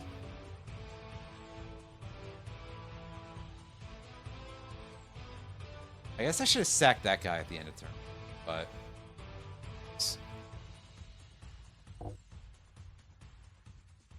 Autocast, look at zombies.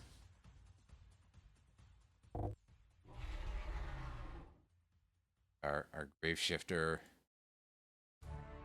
Yeah, we will return Foulmire Knight. It's auto-selected because it's the only choice I have.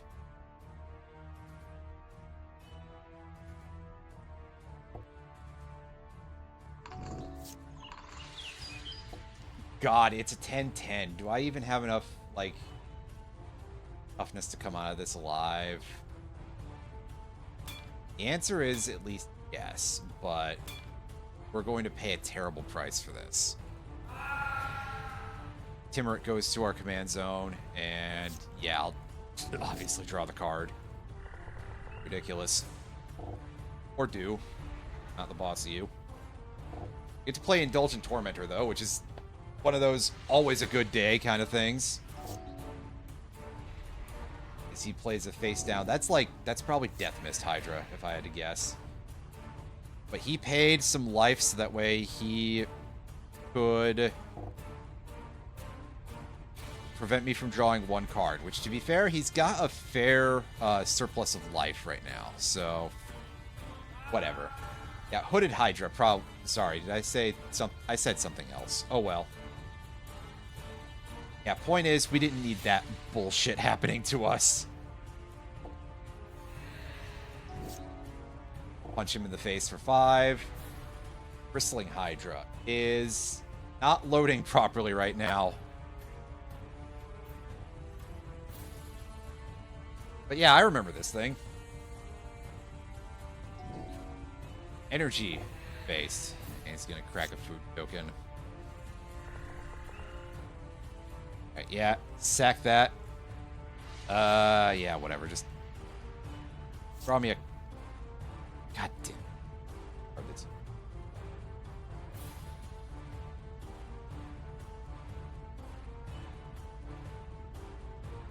Best creatures. He should...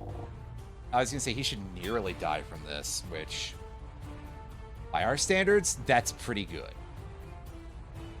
But he is going to move stuff over to his Bristling Hydra because of reasons. And he's going to drop to 2 instead. Shit. Well, I didn't read the board properly, so I got what I deserved, probably. Presumably.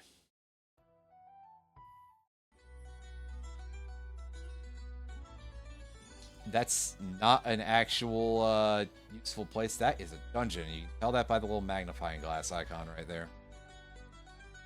Is this a settlement? I think this is a settlement because it's on a road. So we get some health back. That's excellent. As you'd probably expect, it is like all green stuff. But we will take a look at some of the other shops and see if there's anything good for us here.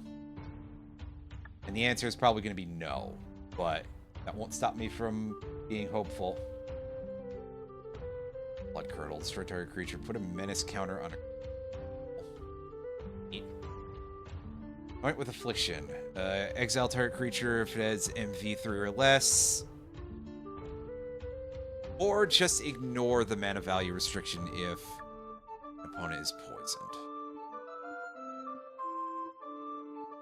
Got weapons. Ghost Lantern. That has an adventure attached to it. And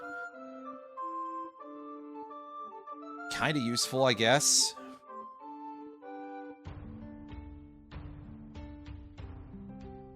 Copper Carapace, that's a little bit too costly there. Hey, look, it's an FF14 thing.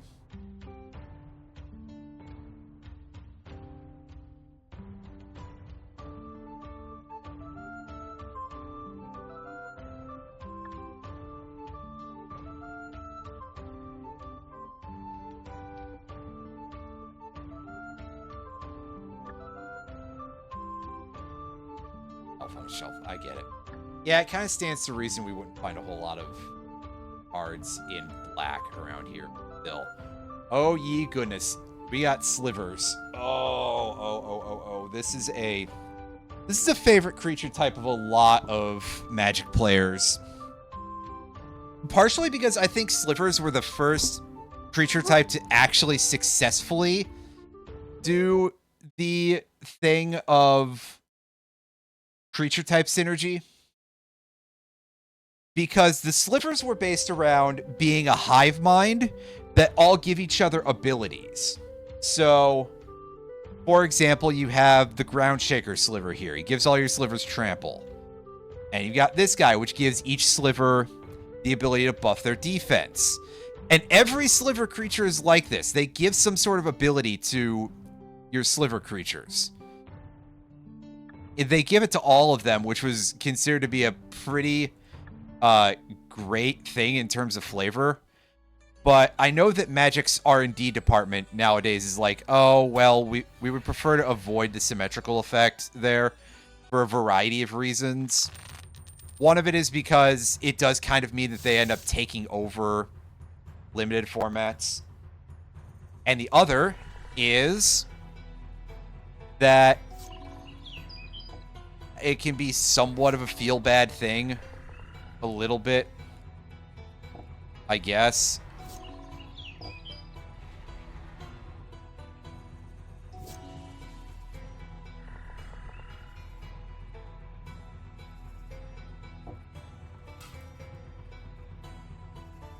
I'm not attacking this dude. Yeah, go right ahead and swing at me with your big fat dinosaur, I guess. Fine Mare. Oh boy, can't be blocked by black creatures. Ooh. Slightly rough. And by slightly rough, I mean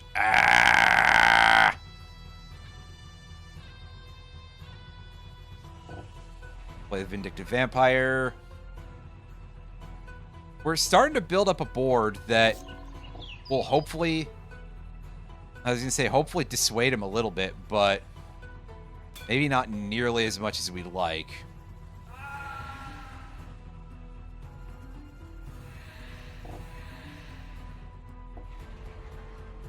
And he's going to continue going wider here. Goreclaw, Terror of Calcisma. Creature spells you cast with power 4 or greater cost 2 less to cast. Whenever Goreclaw attacks, each creature you control with power 4 or greater gets +1/+1 and gains trample until end of turn. It's one of those things that is just very, very strong for the color. And so we will play that, and then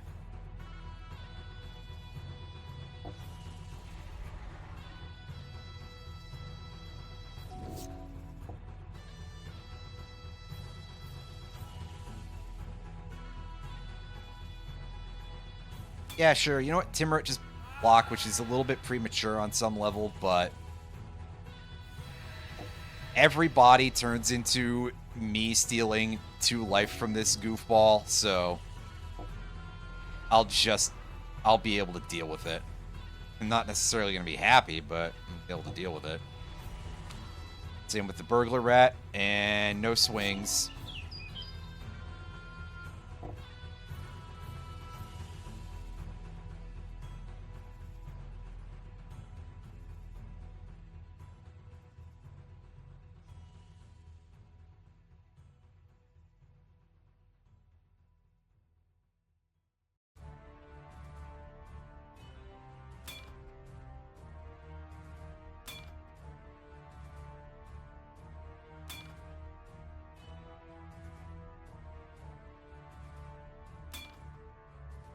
Okay, this should basically just take the game at this point, I think.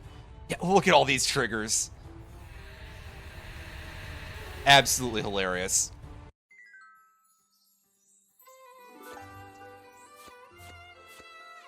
Ooh, this is a very green-oriented stompy deck for being just a worm. Got Galta, Primal Hunger. I love this dude. Costs X less to cast, where X is the total power of creatures you control. So it could be a 2/2, 2-mana, 12/12 trampler. Yeah, Galta is, like, pretty good if you have a lot of toolbox creatures or if you're playing in Commander. Just to become, like, a big nuke. Steel Leaf Champion. 5/4 for 3 green mana. Can't be blocked by creatures with power 2 or less. It's a good thing we didn't see that. And Nullhide Ferox. 4 mana for a 6/6 with hexproof. You can't cast non-creature spells. You can build around that. 2, Nullhide Ferox loses all abilities until end of turn. Any player may activate this ability. If a spell or ability an opponent controls causes you to discard Nullhide Ferox, put it onto the battlefield instead of putting it into your graveyard. Interesting. It's a fairly complicated design. Nah, unfortunately, not quite that level of anything. We got a lot more bears to deal with here and an apprentice green wizard. Keep this hand. Play a land. Cross the Intrepid Stablemaster. 2/2 with reach to be tapped for green. Or 2 of any one color to spend on a mount or vehicle. That is kind of a lot, really. That's ridiculous. Let's get rid of them. Rid of that immediately.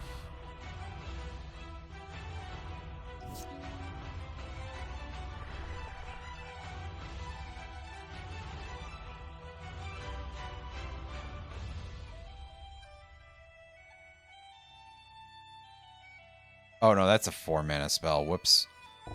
So I'll play this guy. I'll just take the 3 this turn. I'm not really the happiest about it, but okay. Because I want to be able to cast Necrotal instead. And we're going to eat that thing for lunch. And possibly other meals. Careful Cultivation. As long as the creature gets... This one +3. Has reach and tap for more mana. Well, alright. I guess I'll just take some damage there. Sack it to put it.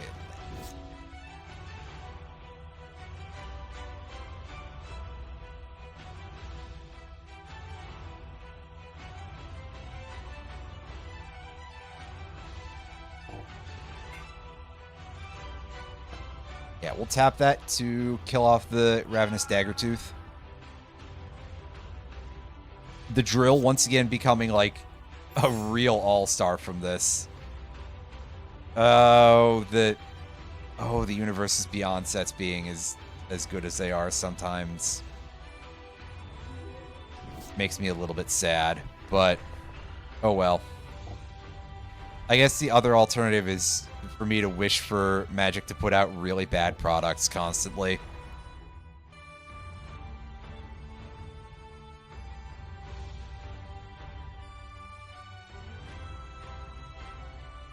Brew, and we will tap Vindictive to be able to do that. And just swing in for 8 damage. Or, yeah, it is 8 damage. So he pops his food token, and he goes to 5.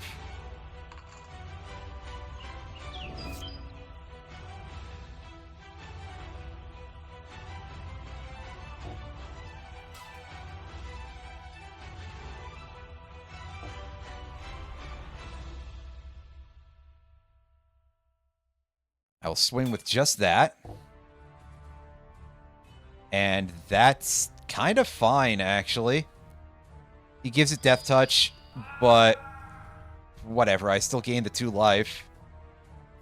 And I get the Vindictive Vampire trigger.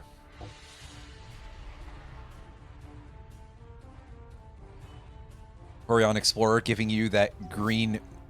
pardon me, giving you access only to that black mana that really is not very useful for you now, is it? Graveshifter. We are going to pull back the Accursed Marauder, actually. Yeah.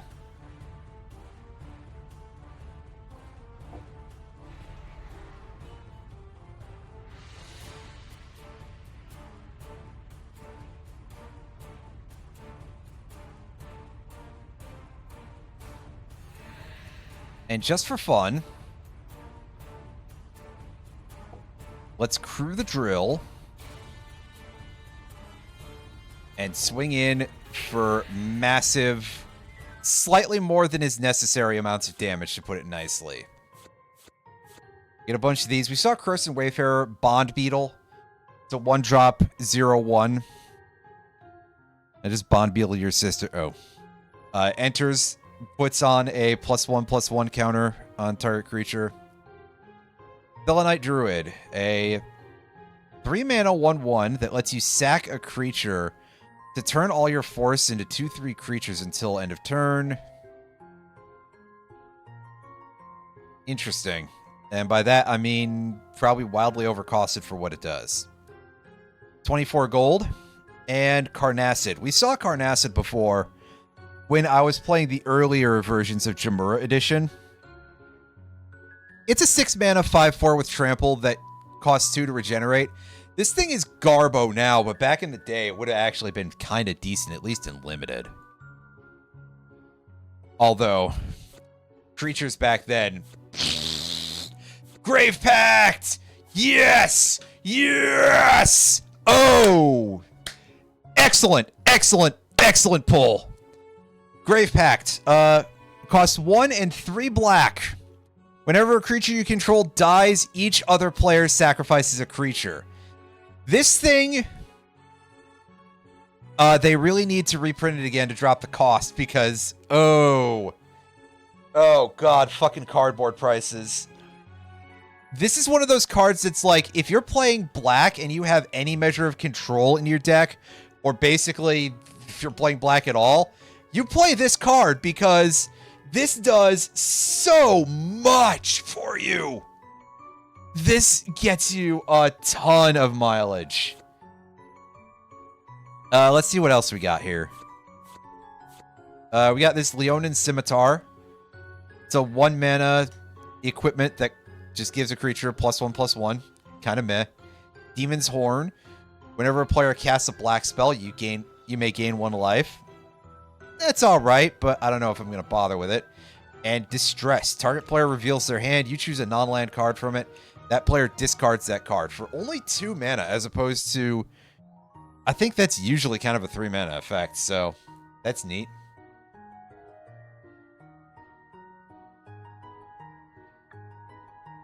Couple of things in there that are extras, though, unfortunately. I should... Well, I gotta find a place for Grave Pact, first of all, and then I also need to remember... to deal with that later, I guess.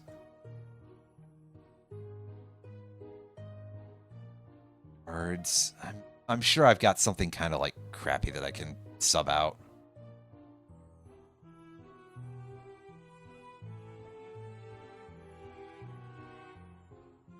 I actually don't really have a lot of terrible cards in this deck.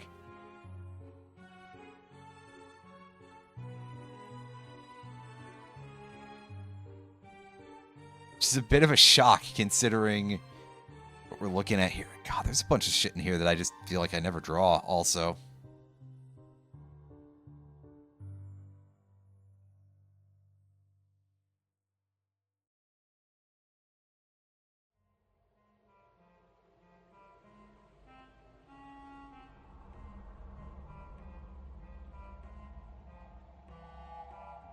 Zenith Chronicler is an alright creature, but I haven't really had a lot of reason for its effect to actually come into play.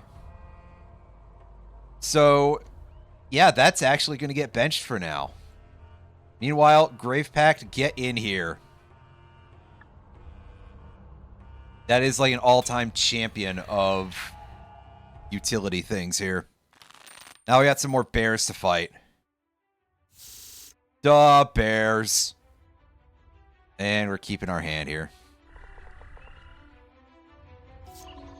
We got a pretty decent curve going with our current setup here. Drop Timorite and proceed. There's Wilson. I'm not swinging into that. Don't be ridiculous. Bearscape. Yes. Exile 2 cards from your graveyard to create a 2/2 bear token.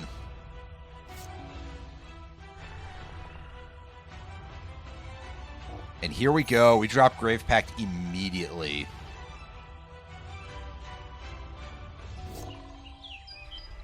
Excellent. Druid's Familiar. Yeah, he's going to pair that with Wilson basically straight away, and they're both 4/4s now. Wonderful. So cancel. Hold up a second. It costs 3 to sack that. Ooh. So, yeah, we'll play Blood Artist, and we will play the Stank Boy, and just pass the turn. He plays a disguised creature, which means that it has Ward 2.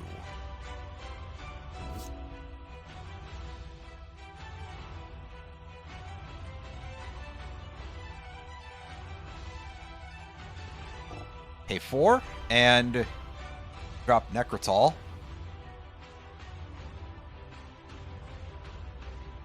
Kill his Druid's Familiar. Oh yeah, I have to click the target every time for Blood Artist. It's a slightly annoying card. Only a little, though. Do this. Oh, right, your dude has reach. I forgot. Well. You know what? Okay.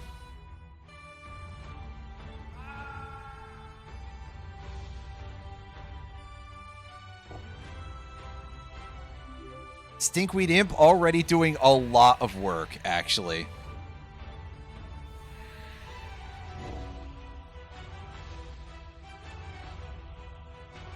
He flips his thing face up. It is a Rampaging Ursaguana. It's +2/+2 for each time this creature attacked this game. Ooh.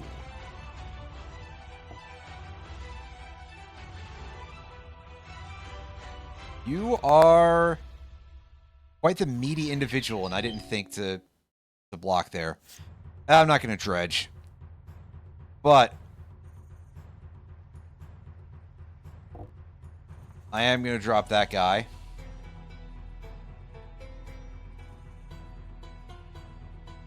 And I'll swing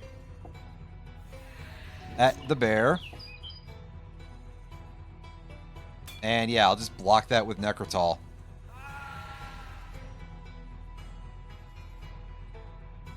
That's totally fine. And he couldn't even Grave Pact to... He couldn't even Bearscape, rather. Lumbra, Bellow of the Woods, pardon me. Mill 4. Then return all land cards from your graveyard to the battlefield tapped. Interesting.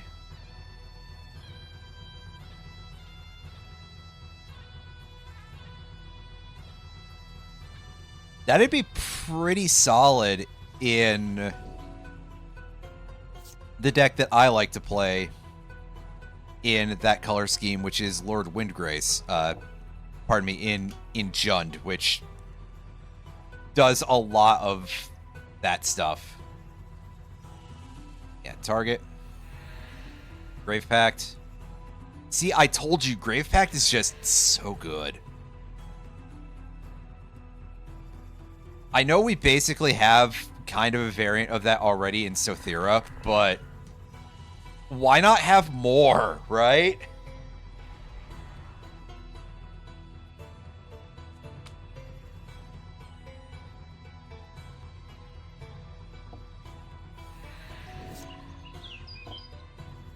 He plays some grizzly bears.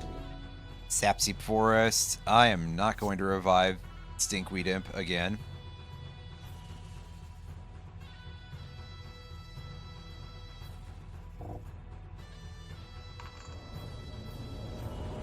And we'll play Ob Nixilis the Hate Twisted. And pop that guy. This should probably... I'm pretty sure this kills. Because he draws 2 cards, and then he takes 2 damage. And he takes the life loss from Blood Artist. Only 1 card. Wilson, Refined Grizzly. This is the original version of him. It's a 2/2 for 2. Can't be countered. Vigilance, Reach, Trample, Ward 2, and choose a background, which is something that really only matters for commander reasons.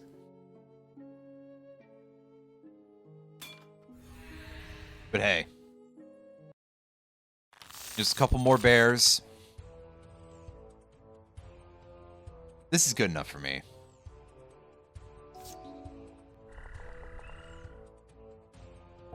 Player Dockside Chef. Drop Spectral Bears. Player is an attacker and defending player controls no black cards. It's not on... Oh, okay. So yeah, we're never going to be in a position where that's not going to be the case for that guy.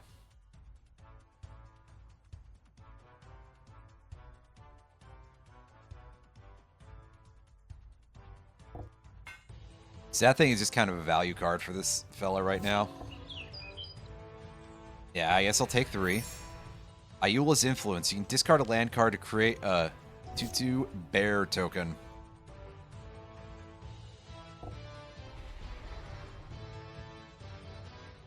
This and pass turn. And there he goes again, dumping a card for that. Ursine Monstrosity. 3/3 Bear Mutant. Trample at beginning of combat. Mill a card, choose an opponent at random. Except player is combat a fable until end of turn. Ursine Monstrosity. Destructible. Ooh. Oh, that's real. That's real nasty. Plus, we are... Honestly, we're in, like, really shit shape right now. We're not drawing any of our good stuff. I need that thing dead immediately. Pay the mana cost. And I guess dump Arbiter of Woe, because the odds of us being able to play that are getting kind of lower as we go here. Alright, fine. I'll block it with Dockside Chef. I'm not super happy about that turn of events, but okay. It's just kind of how it has to go sometimes. Oh, yeah. Needs to ETB first. There we go. That's better. Now we're in a good position. I mean, it's not great, but we got rid of his nasty creature, so that's important.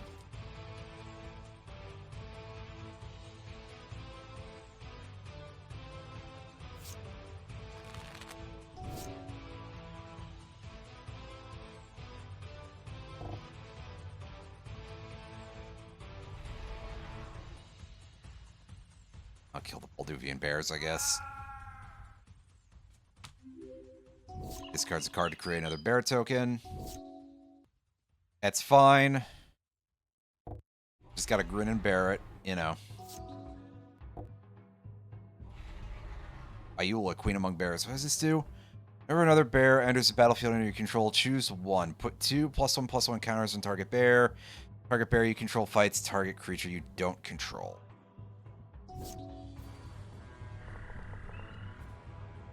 Don't like that very much, but I'll play around it in sort of a funky manner for now.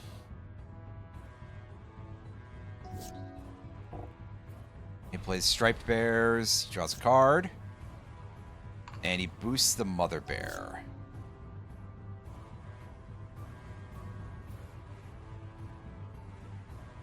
Okay.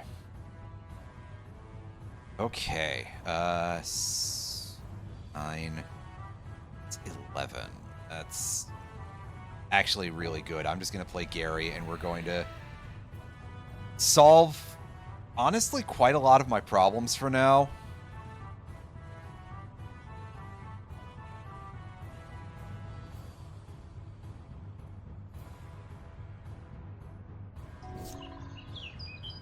And we proceed to the next turn. Evercoat Ursine. Ooh, Hideaway 3 twice. Whenever it deals combat damage to a player, if there are cards exiled with it, you may play one of them without paying its mana cost. Cool. And he chooses to make that thing extra beefy. Now, I'm with you so far. I understand what you're doing. I'll play Grave Pact. And move to combat. Oh yeah, it is a trampler, so that's less nice than I would like. But I'm swinging in with the Chupacabra.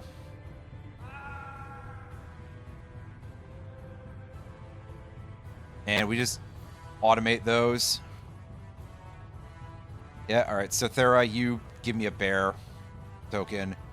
Steal a life, and you sack another bear token, and we steal another life. That's great. Oh, yeah, this thing.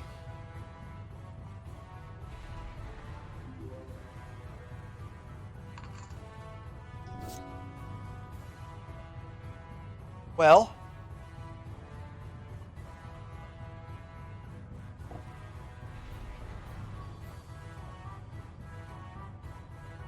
Alright, swing with Necrotal, and we will keep that Withering Torment ready just in case we actually need to, but I'm pretty sure this just ends in me winning. Yeah, because we get all those triggers. And steal a bunch of life. Another Murmuring Bosk, a little bit of money, another Spectral Bears. That thing. Titania's Command. 6 mana to choose 2. Either exile target player's graveyard and you gain 1 life for each card. Search your library for 2 lands, put them onto the battlefield. Oh, they aren't even basic lands. That's pretty solid. Create 2 bears, or put 2/2/2 counters in each creature you control. Pretty solid, actually, and it should be for 6 mana. Some of those modes are incredibly potent. But for now, we're still concerning ourselves with Bearsville over here. Bearsville Records. Keep our hand. Drop this fella.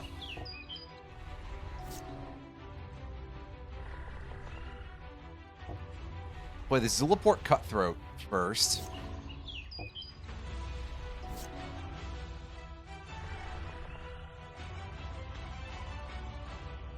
And you can start to see how, like, never punished we are, basically. And you're playing some more bears. Ah, bears.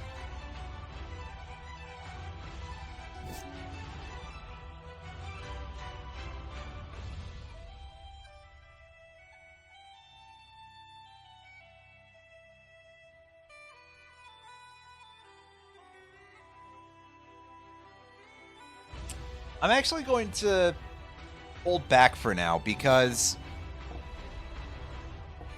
he's going to make that thing into a creature. And I'm going to discuss how disinterested I am in letting him have a 6/6 flyer. As he swings in with a bunch of dudes, I will...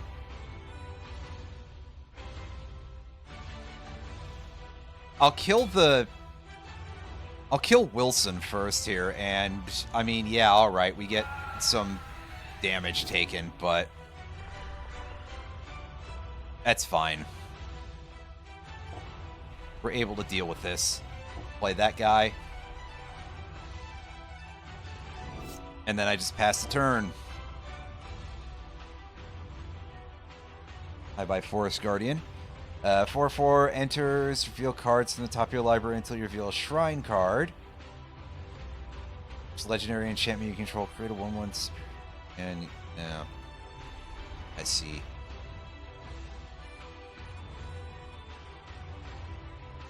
I have one of those, or you just... I think he's just playing like a very generic deck of just, here's every creature that I own that is a bear. Kind of thing. So... there's something oddly funny about that.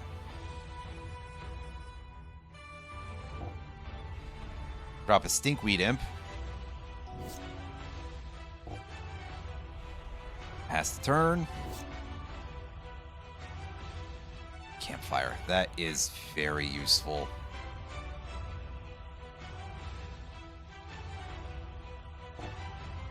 And we'll equip Anduril to the Stinkweed Imp. Play this guy. Sure, I lose a life, but I draw a card out of the deal. Oh, I wish you could remove that one last black mana cost there, but unfortunately, no such business. Nevertheless, we swing for 3 and we pass the turn.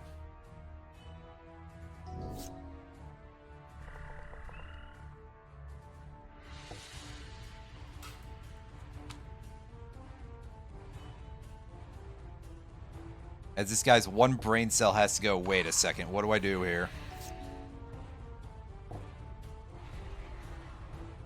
What you do is, apparently you just fold yourself over on account of not having a whole lot of reach at this point.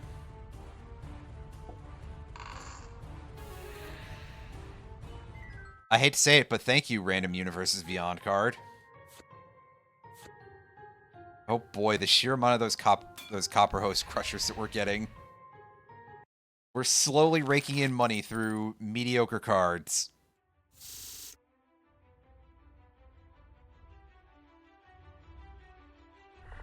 Through dump tier curve toppers, you know?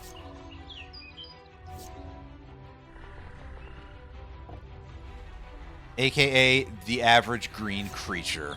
You play an Ursine Champion, and for 6 it becomes a Berserker. That is a 5/5. Oh, sure, I'll swing with Timurit also.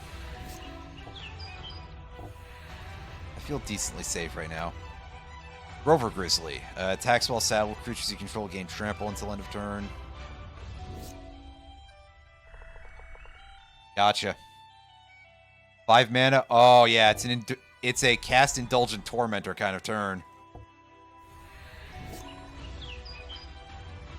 And you settle up and do absolutely nothing. Werebear! There he is! And Ayula. Queen of the Bears.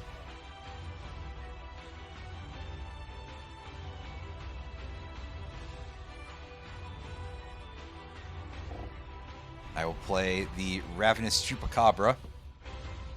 And remove Ayula because she's a bit of a problem, actually. Swing for 1. Yeah, you saddle the bear, and then you kind of go... Actually, this isn't so useful. Owlbear. When it enters, draw a card. Oh, you're just going to let me have the game here, huh? I mean, I'm not here to tell you what to do, so...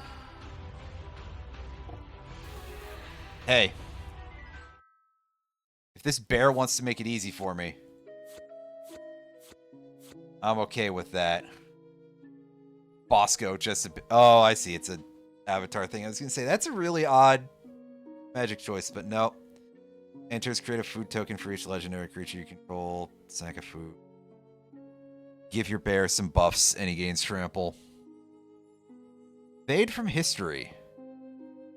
Very nice artwork. Each opponent who controls an artifact or enchantment creates a bear, then sacrifice, then destroy all... Yeah.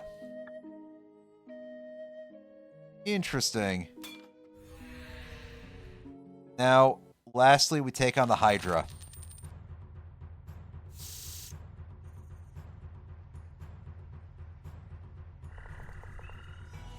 I'm just very hopeful that I can do better than last time. That's all. Play this guy.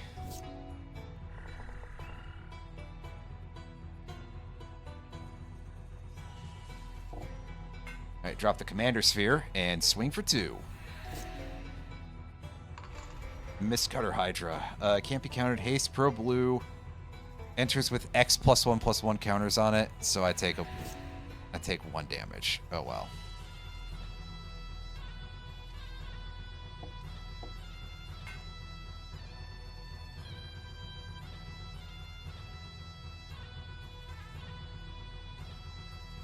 Actually, no, I will play the Silver Smoke Ghoul.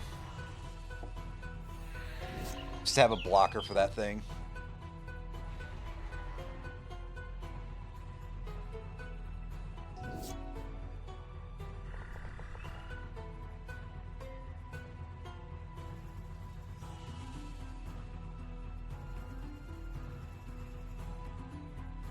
We're playing Arbiter of Woe and sacrificing our that guy.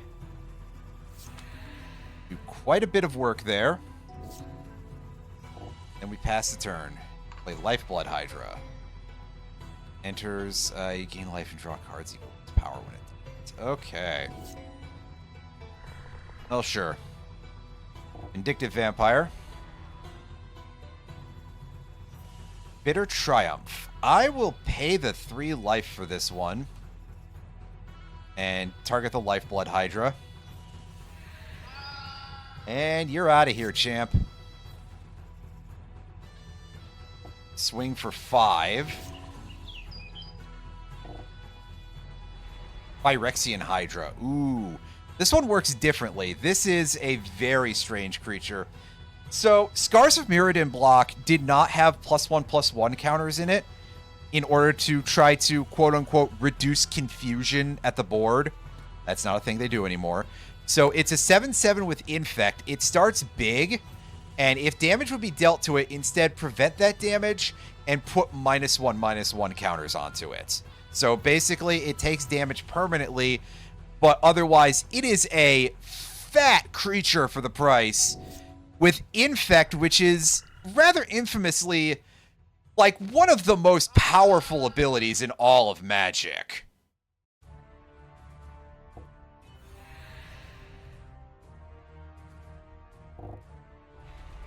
So, yeah, overall, just kind of an interesting fellow. But, unfortunately, our Arbiter of Woe is just doing too much work on this guy to make this a fair fight. We get Steelbane Hydra. Aw, it's real funny looking. It's a turtle Hydra. Enters with X +1. Yeah, it's a Hydra. Pay 3 and remove a counter to destroy target artifact or enchantment. Gargos, Vicious Watcher. Yeah. Where's the card image for this? That's fucked. I've seen this before. This is a real card. It's an 8/7 for 6 with Vigilance. Hydra spells you cast cost 4 less to cast. So for most of them, that's just like they gain a free +4/+4. Whenever a creature you control becomes the target of a spell, Gargos Vicious Watcher fights up to 1 target creature you don't control. Quite a good Hydra boss. Lord, if you will. And we got that, and we get the stuff. Thoughtseize. Oh, this is a very, very nice card. Pretty nice art there. Chuck Lucas, I think, did that one. It's 1 black to make target player reveal their hand. You choose a non-land card from it. That player discards that card. You lose 2 life. Thoughtseize has historically been one of the most powerful control spells for black just at all.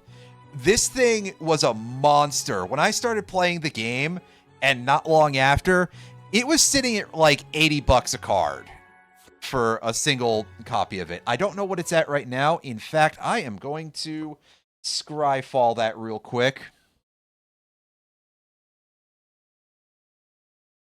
And while regrettably, Scryfall does use TCG Player, which you know, they have some union busting related problems, or non-unionization related problems rather. It's still a reasonable metric, and the cheapest one you can get is about $5. So they have definitely printed that one into the ground a little bit.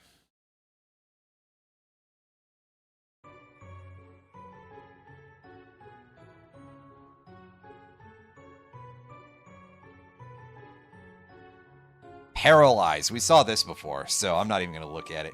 Sheltered Eyrie. I think we've seen this before. 3 mana. Enchant land. Enchanted land has tap, add 2 mana of any one color.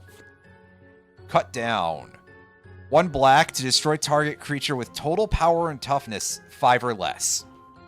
Very interesting way of handling it. Well, we're done our side quest. And it's time to hustle our asses back to town, but unfortunately we're going to have a little bit of trouble along the way. This poor unfortunate got transformed by Oko and is still mad at us for some reason, even though that's not us. What can you do, right? Summon Timurit and proceed. Got some Highland game going there.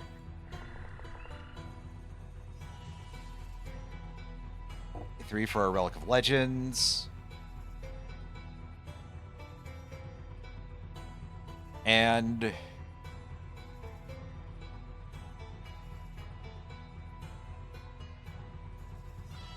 yeah, fuck it. We'll play Andoril. Go ahead and attack me for 4. It's a little bit more than I thought it was going to be, but hey.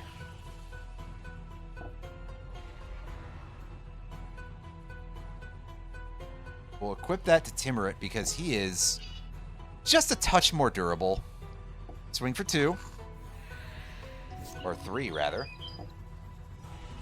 Saddled Rhymestag. Gets +2/+2 as long as you had another battlefield. Neat, actually. That's cool. It's a pretty good card. I like that. Alright, well, let's play the Banewhip Punisher. That? Yeah, I'm fine with doing that. You go ahead and gain your 2 life back, dude.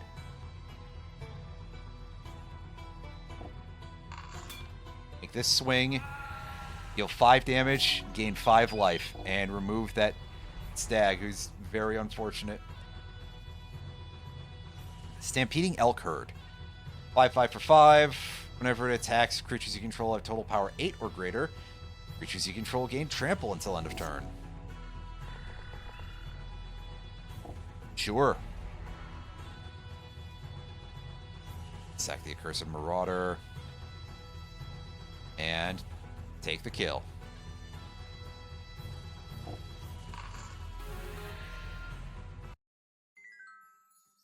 I'm really not a fan of being interrupted. Well, this entire set is all cards that we can't really play in our position, so that's fine.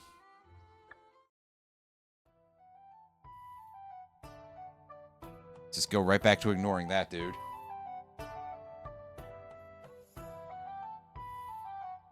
Oh, that's a big worm. Big ol' worm dingler there. This place is a little bit too... not the place I'm looking. Camp Tyrant, huh? Wonderful name. Boy, I sure do want to be here. Cultivator's Caravan, that's a pretty flexible card. It's Limousina. It's like... oh, yeah. There is.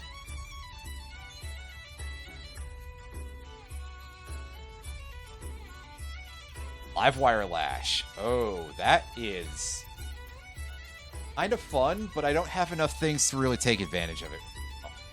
I'll pick it up anyway for later. Might come in handy.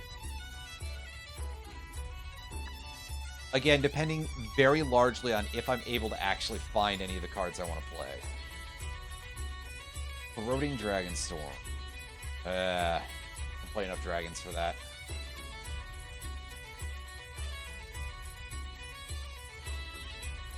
Path of Peril.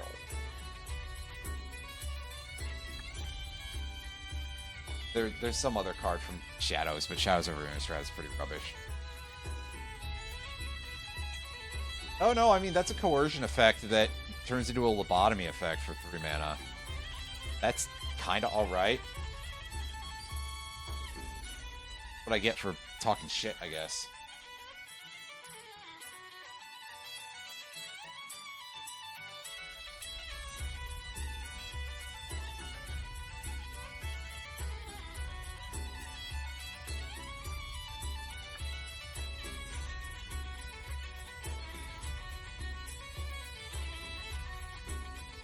Four life sample.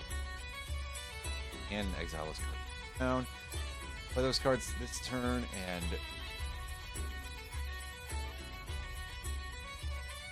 all this way it's a card. Just not to be confused with that game everybody loves on Blue Sky.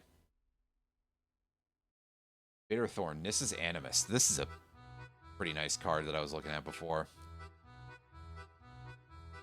3 mana for a living weapon. Equipped creature gets +1/+1. Whenever equipped creature attacks, you may search your library for a base land card. Yes. Just yes. I'm not even reading the rest of it. You don't care. It's good.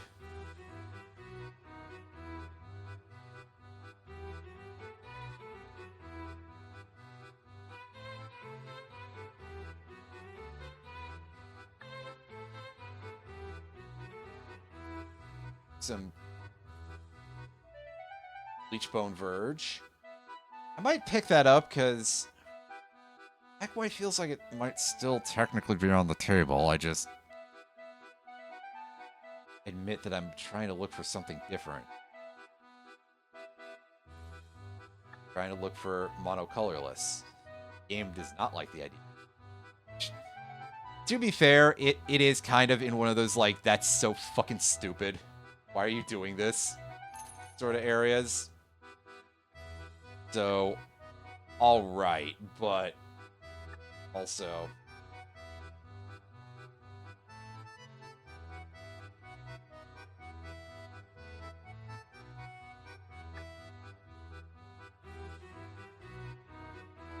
$1,000 for 5% more movement. God, the gear is really expensive. Be able to equip yourself any better than some mediocre leather boots. This skeleton has been bloodied, so... This hand is not exactly ideal, but it will do for now. Because... Play that. Play that. Then pass the turn.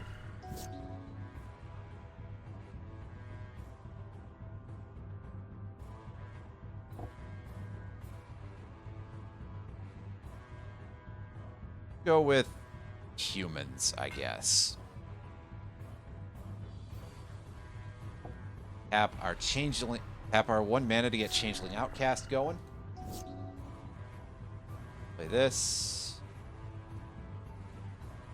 Not enough mana for a 5-drop. That's neat. I'll play Timurit and just swing for 2. Fun position to maybe do something. Pretty big maybe, though. All I know is my gut says maybe.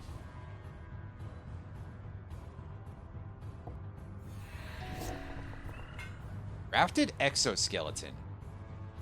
Oh, I don't like that. He paid the life so that way I didn't draw an extra card. Well, you're kind of a butthole, dude. Yeah, tap the drill. Kill that thing off. Thankfully, he didn't get to attach Grafted Exoskeleton, so we managed to kill the skeleton like, ridiculously fast. We get a Skeleton Archer back and a Terror. We've definitely seen Terror before, so...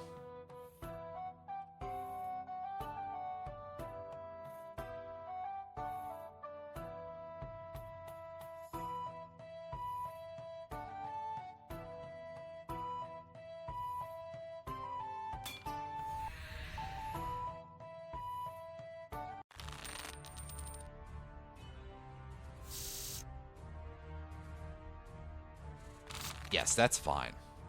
It's a perfectly working hand, actually. Alright, now, play Timurit. I don't care about the Commander Beacon. Put that away. You draw a good card.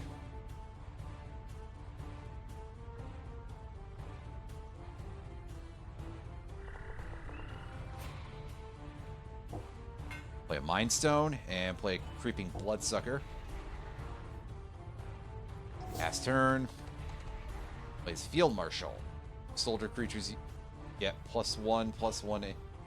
Oh, it's not even ones you control, it's just period. Okay.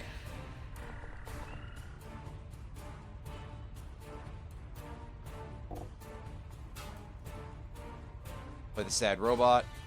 And obviously we go get a land. Even if we don't need it, let's go get it. Unfortunately, the game did give me, like, the shittiest auto tap I've ever seen. Block there. I'll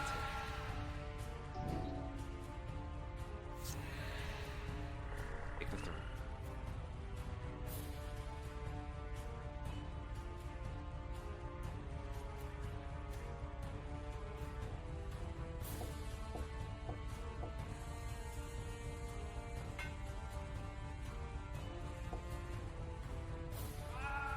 Tap. Kill that guy. And pay 3 to drop the Burnished Heart. And then proceed to the next turn. Garu Warchief. Soldiers. This one +2. Wow. That is some burl they get here. Well, I'll block the Veteran Armorer because he's weaker. But I really want to keep my other 2 creatures. So we are pushing it a little bit here, to put it nicely, but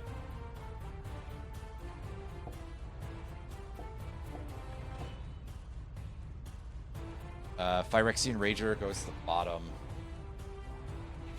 Play Timurit and play this guy, and even play the Vampire Gourmand. And pass the turn. Plays Preeminent Captain. Oh boy. When Preeminent Captain attacks, put a soldier creature card from your hand onto the battlefield tapped and attacking. Jesus. I'm just over here like, I gotta endure a little bit, huh? I'll swing with the Vampire Gourmand and sack that. And draw land, because of course I did. Excuse me, I've already played a land this time. Drops Mobilization. Well, he's not doing anything else this turn, so I'll sack Burnished Heart and grab 2 more lands. And draw Anduril. Nice. Nice, nice, nice, nice. Auto tap for that. I don't care.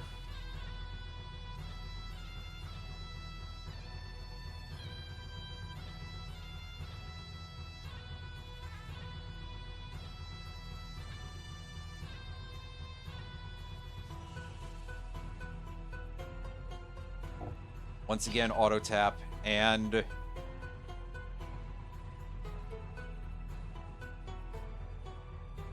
attack. In response, I will crew this thing by tapping 2. just to let it get the buff. Conqueror's Pledge. Create 6. It wasn't kicked, so he just creates 6 tokens.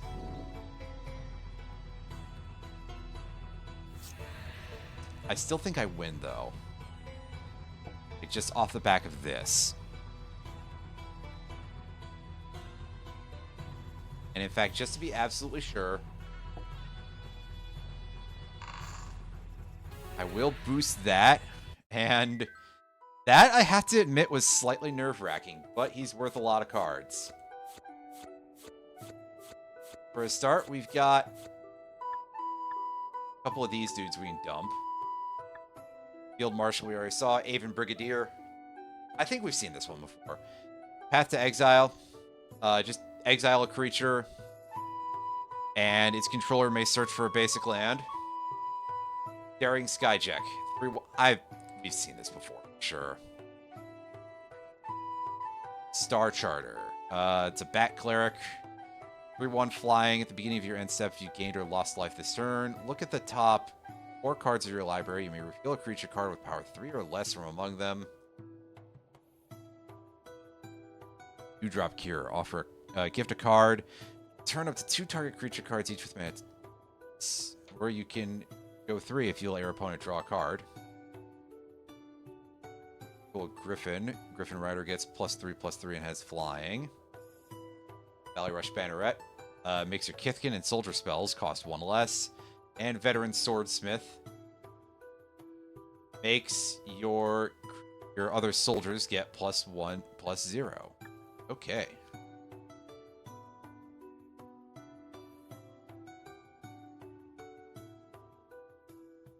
It's either Mummy or just Marble Golem kind of marching at us.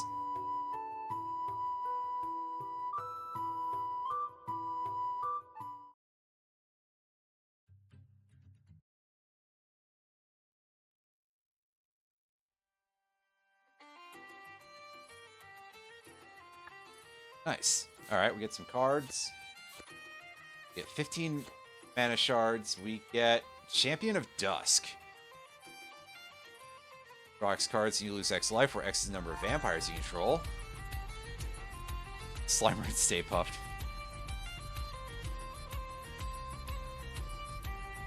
Drag Puka. 2/4, you can switch the power and toughness of. Bulgari Raiders. 0/0 enters with a +1/+1 counter for each creature card in your graveyard. Fiery Gambit is a card with a lot of text. Hold up. Flip a coin until you lose a flip or choose to stop flipping.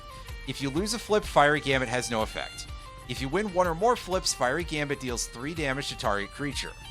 If you win 2 or more flips, Fiery Gambit deals 6 damage to each opponent. If you win 3 or more flips, draw 9 cards and untap all lands you control. Feel lucky, or do you have coin flip manipulation? Either way, it's a card that it's something, all right. Yeah, let's hit that auto sell and dump our overstock. And we've been in this town before, so we know they don't have much for us to really be too concerned with. But I do want to take a look at the colorless place again. Oh, Painter's Servant is technically marginally less.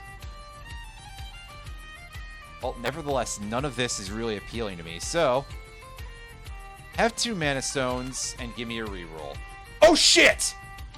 Oh, yes! Yes! Right now, we are taking that. That's the card I was looking for the whole time. Oh my god, it just fell into our laps. Let me read this real quick. Jillidoc, Void Gorger. He is a legendary creature, Eldrazi. Or it, they, I don't know. Colorless spells you cast from your hand with mana value 7 or greater have Cascade. When you cast one, exile cards from the top of your library until you exile a non-land card that costs less. You may cast it without paying its mana cost. Put the exiled cards on the bottom of your library in a random order. Then do it again. Yeah, so this fella turns every big spell you have into insane value.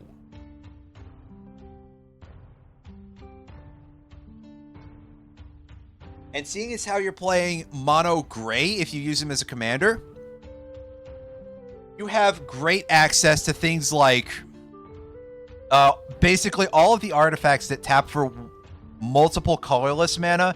There are quite a lot of mana rocks that are worth huge amounts. Plus, you can play, you can actually build locusts around this a little bit with a couple of land duplication effects, which you don't have a lot, but you do have some. So, yeah, I mean, I wasn't expecting... I thought that I would have to go to the card forger guy and then just pay out the ass for it. And yet, here we are. I'll pick up this Darksteel Gargoyle. This thing is kind of a POS, but it's a 7-drop, so it synergizes with Zuladox. So, like, we got what we wanted. I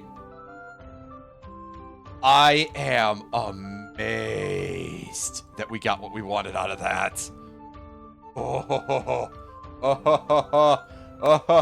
Is any of this gear anything? No. Nope, nope, nope, nope, no, no, no, no, no. Well.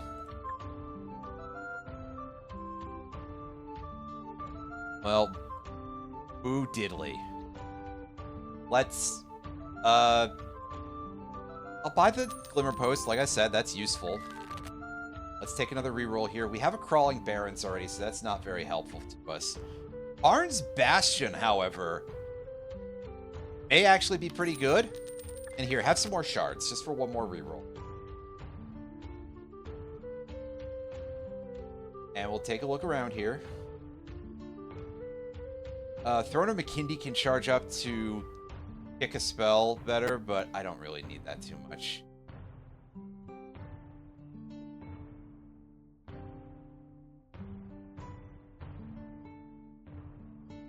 Yeah, here, have some more. One more? Show me some colorless lands. Throne of the High City. I mean, that's pretty cool. Partner Citadel, that'll burn us down so fast. Take Throne of the High City, though.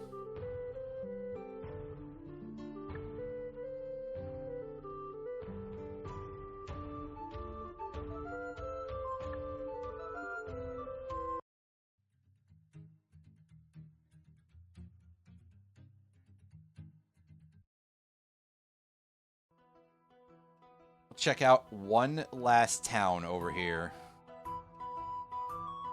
See if we find any other goodies.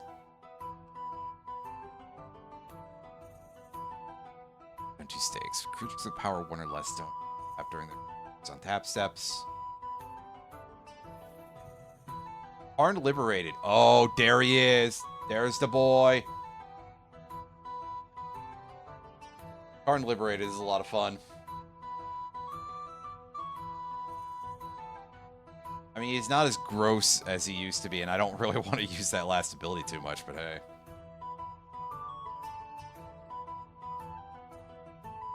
This is a shockingly colorful, colorless shop. Attacks.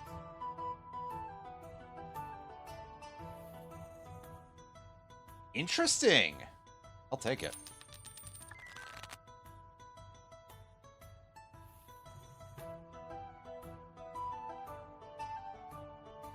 Ruins of Oran Reef. That's a pretty good card for this. Oh, I don't have enough money for Void Winnower.